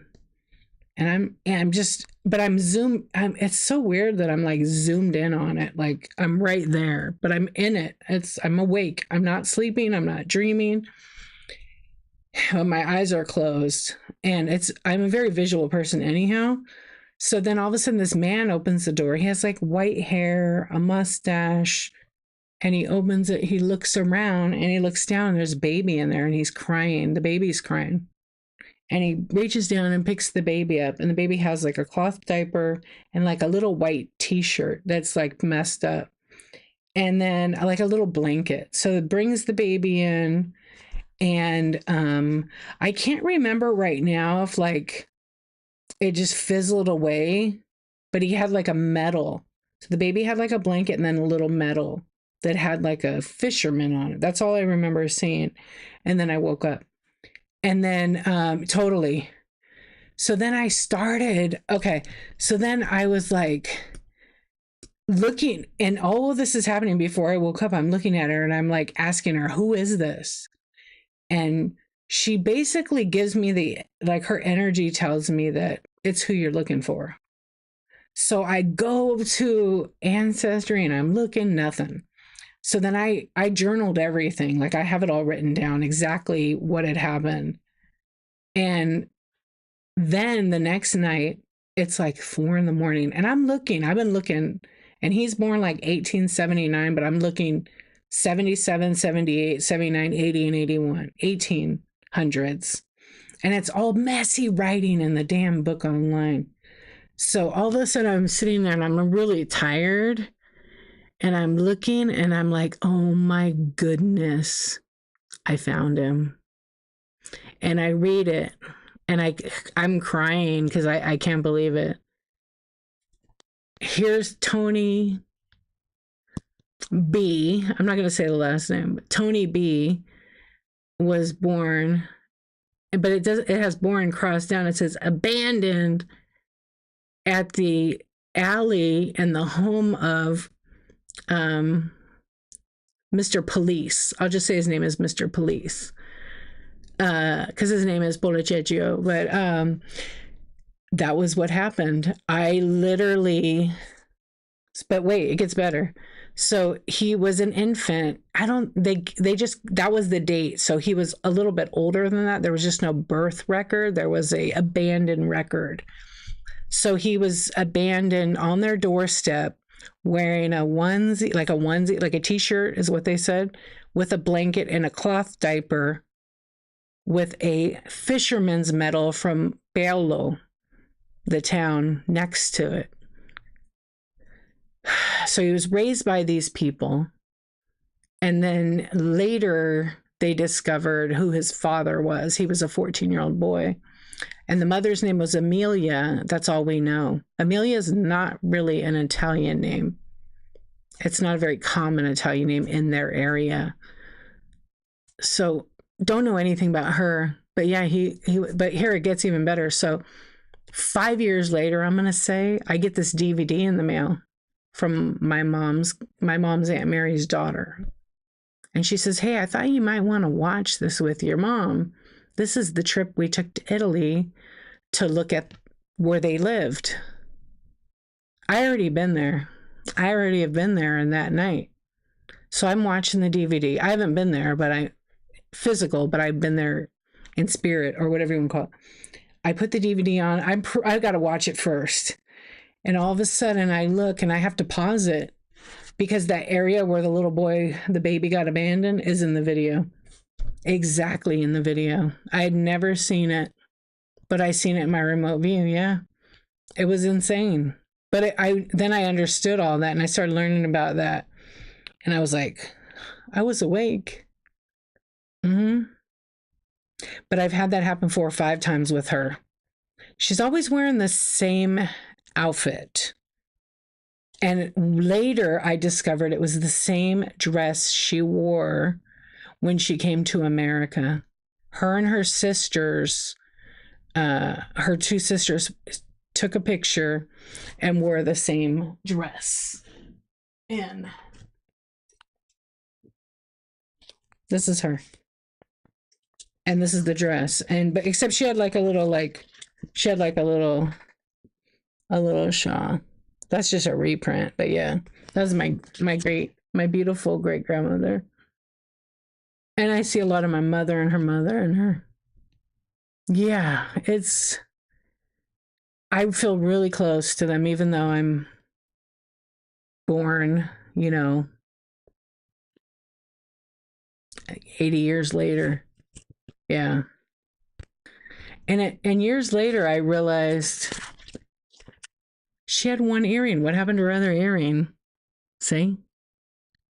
So maybe the sisters forgot to switch it. She had one like little round earring. And I don't know. She has told me she's proud of me. I have had that interaction with her. No, her sister probably had it on. One of my cousins has the earrings. Yeah. Maybe she was a pirate. Yeah, I think because the other sister was wearing the dress and they switched dresses. Yeah, when they took their pictures. There's the other sister's dress, which is the same one. They just switched clothes. Yeah, because they all took their ship pictures. Yeah, it's pretty crazy. I haven't been able to go back to the day they got on the ship. I'm hoping to do that, but I haven't gone deep in thought with that. Yeah, but I've had a lot of instances like that. I'm wide awake. I also have the gift when someone passes, they come see me. Yeah, it's weird. When someone's gonna die or they've died, they come see me. My mom did it. My mom was coming to me. I saw her before. And then my really good friend came to me too. Just like it was right there. And I'm awake. Yeah, I'm not sleeping. I'm not dreaming it. You got it too? Mine is usually before they die or as they're dying, they come see me. If I'm really close to them, it's right as they die. They shared everything. Oh, yeah. Yeah, not scary at all. Like one of my really good friends, her mom, I was sitting in my bed drinking coffee and she was so fun. And I looked at the edge of my bed and she was like wearing these cute little like colorful overalls. And she looked at me and I said, "It's time, isn't it?" She goes, "It is. It's been fun. I'll see you on the other side." And I said, "Already? It's going to be a while for you." And that was it. And she fizzled away. And then she died that night. Yeah. Reptile guy, what's going on? Mm-hmm. Or people that have passed that I known have come back to see me. In spirit, though. In spirit, though. My mom, her face was right there, and she was crying. She didn't want to die, but she was. Oh gosh, she was right there in my face. If I close my eyes and I think about it, I can still see all the emotion. Your dad told you to leave the room. Yeah. I know when it started happening to me when that is when my grandpa died. I was sitting in the room by myself with him at the foot of the bed, but there was a chair there. And my mom and uncle went to get coffee or something. I don't know what they were doing. They were hungry. And I'm like, I'll just stay here. And my grandpa was like comatose. And I remember looking at him and he like opened his eyes and looked at me. And I was like kind of weirded out because I was like 14. And I'm just like, and then he like flatlined. And then he was looking at me. And then I'm like, what is going on? I don't know what to do, you know? And then he like closed his eyes and then a heartbeat went and no, he wasn't. And then I looked at him and I go, you know what, Grandpa? It's okay if you want to go. I'm sure you could go see your wife. She'll be waiting for you. We all love you. It's okay to go. And he looked at me again, but like his eyes weren't like open wide. They were just open a little bit. And then that was it. He was gone. And then at that time, my mom and uncle came in. Your best friend just passed, Kim, months ago. Wow. Wow. That we could smoke and ride about 8 months ago. Oh, wow. That kind of gives me chills right there. I know some people don't get to the energy. Like even my mom, I'm just like, her face was just so like beautiful and younger looking. Yeah. I mean, I would live that moment over and over and over in my head. I still close my eyes and see my mom's face. And then she was just like crying. She had tears and I just heard she's gone and then she fizzled away. But I was kind of asleep, but I was awake. She loved butterfly now. I see them everywhere. Wow. I love that. That's like my best friend. Her mom, when she passed away, my best friend, her mom said, whenever a ladybug appears, that's from me. She gets ladybugs all the time, like not normal. All the time, they just show up. It's kind of weird, but it's her mom. Mm-hmm. I love the butterfly thing, though. That's so cool. Yeah, we all have some kind of gift. It kind of blows my mind sometimes. I just think about it and I'm just like, I mean, I'm excited when I get those kind of things. I've had several others. Yeah, about my grandpa on my Norwegian side. But I the most recent was my mom and then my neighbor who's my friend for a long time. Yeah, not everybody feels that. Not everybody gets the experience. I don't know. And then sometimes you question stuff, right? So I hope that she continues to have all the butterflies around you. I think that's beautiful. Very, very special. You too, YouTuber HT. Thank you. I'm gonna close and then we're gonna raid. And I was gonna say, um, wait, hold on. I gotta zoom in. What did she say? She says she's gonna watch over her hub. Oh, she tells you to watch over her hubs. Oh, that's cool. Well, there's definitely something going on in the afterlife, right?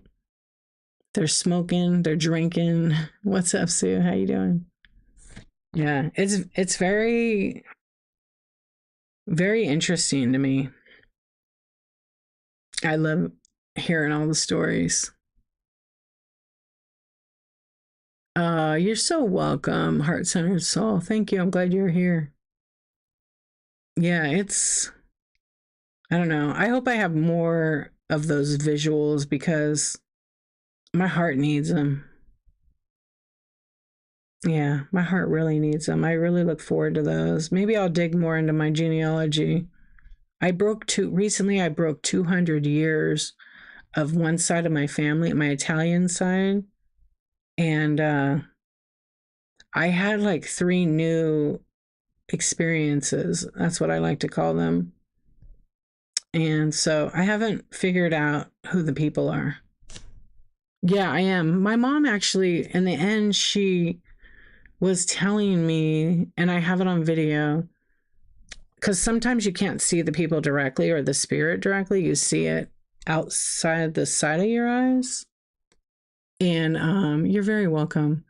And so she saw two people who she did not know who the two people were. And then she saw me. And I was like, me? Am I a ghost? Does that mean I'm going to die before you? And she's like, no, but you're there. Like you're. And then my cousin said, maybe you're a guardian angel for her. Maybe you're the angel. And I said, oh, I never thought about it like that. Maybe I am. I mean, I didn't think I guess I'm an angel or something. I said, we were laughing. Yeah, I didn't think about it like that. She goes, maybe you're the guardian angel of your mom. I was like, whoa. So basically I was by my mom's side protecting her and talking to her. I don't remember exactly. I gotta watch it again. But this was in April. She said, I think they're coming for me. I think it's my time. Maybe it means it's my time to die. And that was like in April. I said, nah, you think that? And she said, yeah, maybe. But I said, well, then what am I doing there? I said, maybe I'm dying first. She says, no, it's my turn, not yours. That was my mom. And, but I have to like watch that again because I recorded her on 3 occasions tell that story. And then she told my sister about it. Your sister's like that for you? Yeah, maybe I'm their light energy. Because I do continue the story. Nobody else does. I don't think they were, like my siblings, I don't think they were really interested in that kind of stuff like I was. I was impressed at a young age by my family history. Yeah, I've always been into it. They definitely come through me. I welcome them. Yep. I really try to bring them through more, but I'm really trying to I get someone else to come through, but I can't get them. I got my dad to come through before, but it was a long time ago. And when that happens, I'm exhausted after. Yeah, it's like mental work. You've always known her. Yeah, it's I know some people are like okay, like mediums. I'm not the same as that. It's different. I don't sometimes I wonder, but there's this lady my friend does her hair. I don't know if she's like a medium, she's something like that. I'm going to do some work with her. Yeah, maybe she can help me. Yeah. I don't know. There's something I want to have come through and see. I know my best friend lost her brother almost 3 years ago. And she had this client, it's her client, she does her hair. And she had her do it for her. And she goes, and I knew some things. There's some stuff that nobody knew. Nobody. And she knew it. The only one that knew it was my best friend, me, and her brother. And he's dead. No one knew some things.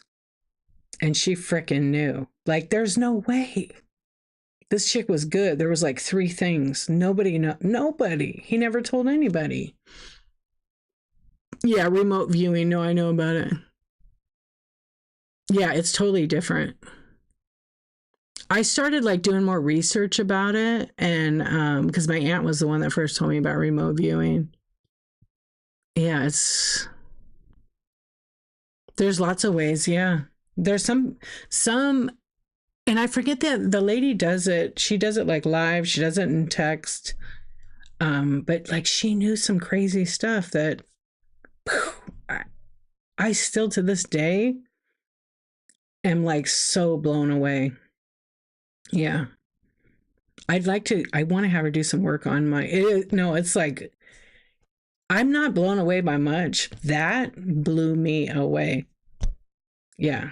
Cause they have the guy, the young guy, I forgot his name, Tyler or whatever he draws.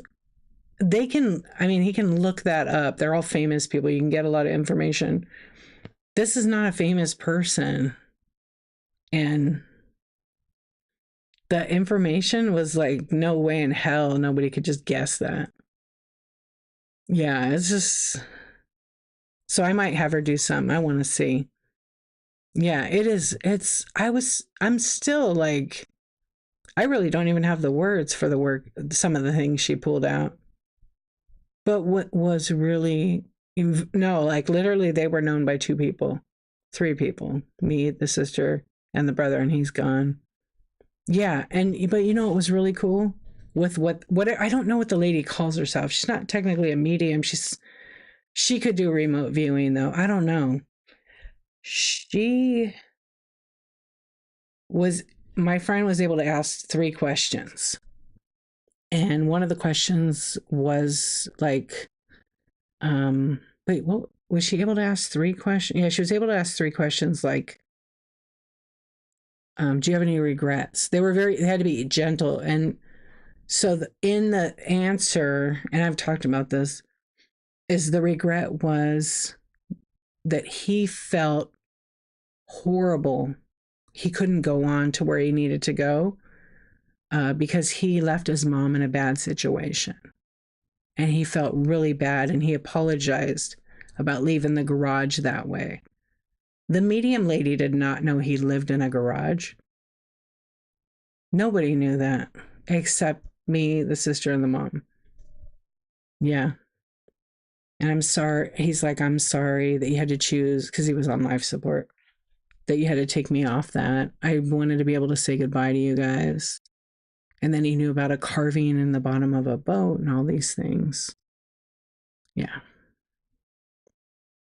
Very, very. But she isn't the only one. She also tried to tune into my friend's aunt who passed away. And God, I loved her. But when they tuned into her, she was too busy. She didn't want to deal with them. And then her uncle, right? She didn't have to touch anything, actually.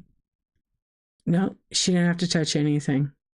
I don't know exactly how she connected with him. She didn't touch anything, though. Maybe a picture of him or something. Maybe that, but it could have been digital. I have to ask. Yeah, because she has a different way. She doesn't have to touch anything. She's really good, but I want to work with her. And then they tried to get it. She tried to connect with the aunt, but the aunt said, I can't talk to you. I'm too busy. Whatever she's doing, wherever she is. But her son had died, and he was trying to come through, but nobody knew that he used to wear this cowboy hat at his house. Nobody knew that. He always wore a baseball hat. And then she said, yeah, he's wearing this cowboy hat with a red bandana on it, but it's not a regular bandana. It says whatever on it. So then my friend told her cousin, which was his daughter, hey, your dad, did he wear a cowboy hat with a red bandana that it says like Marble Man or something? She's like, what? Nobody knows about the bandana. Yeah, it had a naked lady or something on I'm just giving you an example. I'm not 100% sure, but I know about the thing. And she was crying. She couldn't believe it. She's like, nobody knew about that other side of the bandana. No, I don't know that she is. I don't know that she's into that. Although she did like seances back in the day. Yeah, she might actually. I should ask her. Yeah, isn't that crazy? There was some other things, but like this lady is really good and she's not super crazy expensive. So I don't know. Maybe, maybe we'll do something with her. I know I have a bunch of other things I want to try. Yeah. Yeah. I don't know. I could hear what my mom would say. What took you so long? You know? Yeah. I mean, maybe my mom didn't. My mom, I don't know. My mom kind of like, um, it's like she didn't die suddenly, but she died unexpectedly and fast.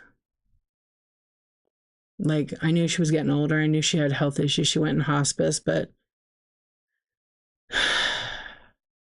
I did not see that happening. And I'm kind of mad about it a little bit, but I don't have any regrets. You're real curious, yeah. I guess I'm angry a little bit. You've heard of past folks telling where the wallet was or certain paper envelope? Really? I mean, I don't think there's anything like we're looking for. I don't know. I have certain questions I would ask. Yeah, I have certain questions I would ask my mom. But you never know if it's a sincere answer. But my mom and I had a secret. We had like a secret thing. So if she, or maybe I'll say when she connects with me, she's going to tell me that secret. Hmm.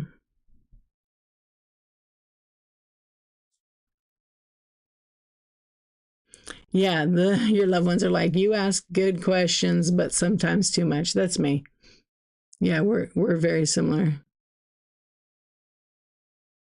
Yeah, tell me where the hidden treasure map is. Right? Yeah. It's interesting to me. I don't know. Maybe because I've experienced, some people might think it's crazy because they've never been lucky enough to experience it. Oh, I'd love to hear it. Yeah.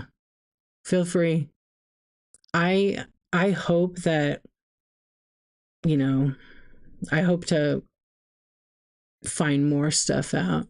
And I know I will. It's when I'm really deep in my research that I start getting that like it's like a meditative state for sure. It's a trip. And if you've never experienced it, maybe if you try to get in that state, you could, but you kind of need like a gift. It's a skill. I don't know how oh, I didn't know how I got it. Did I tell you guys when my grandpa died? I think, hey, I think it had to be when my grandpa died. That's about when I started having that. Yeah, when I started having some visuals, I guess. And that was in 1989, December 21st, 1989. From that day forward, that's when I started having it. Oh, you're welcome. Good. I'm glad. You're super welcome. Thanks for sharing that. Thank you for you guys for sharing your stories too. I always appreciate, I love talking about that stuff. It's, it's fascinating. Like there's more to us than we really realize. And it all comes from our ancestors. Yeah. And I hope one day I get to see them all, but like in a long time, like in 55 more years. Wait, 55, 59 more years. Yeah, that will make me 110. 59, which isn't very long, guys. 59 years from now is not very long. All right, I'm going to raid. I've had a great conversation. I love it here. I might come back. Let me see who's on right now. I mean, I kind of know who's on because I know we could keep talking, but it's 3:42 a.m. Oh, okay. Let's see if I can find somebody with not a lot of people. I always like to raid Jamie. She's at the flea market. She's always fun.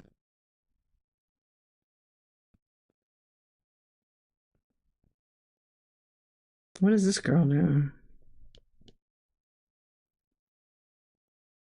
Oh, it's like Disney. Thank you, Cecil. And everybody stayed up late. I love it. I love it here. So, like sometimes on this Friday and Saturday nights, we could have chats like this again. Yeah, they're fun. I know it's early for you guys. 6:43. Yeah, you're East Coast. Are you up for the day now? Or are you going to go to sleep? Do I think I'll be here? Maybe I'll try it one more time. This was my first show. This was my first show, so I don't know. Maybe. You're making breakfast? What are you cooking us? That sounds good. I want some bacon. Let's see. Wait, what is this? You know what? Let's go to this seller. Okay, I found somebody that has chickens. Since you can't eat the chickens, okay? The Fun Fit. I've never seen them, but we're gonna raid them. Yeah, they have chickens and chat show. All right, let's see. Eggs and bacon do sound good. I don't know the seller, but they only have like 2 people in there and they're doing a community show. Chickens and chatting, and they're going to help. Okay. You guys, thank you so much. Tonight was fun, or this morning was fun. If you came in and you're like, what is she talking about? You just have to come back for more of this. All right, friends. Sweet dreams, sweet naps, lots of bacon, lots of eggs. Let's go check it out. Let's see what let's ask them. What's the name of your cocks? Short for chickens. Okay. See you guys later.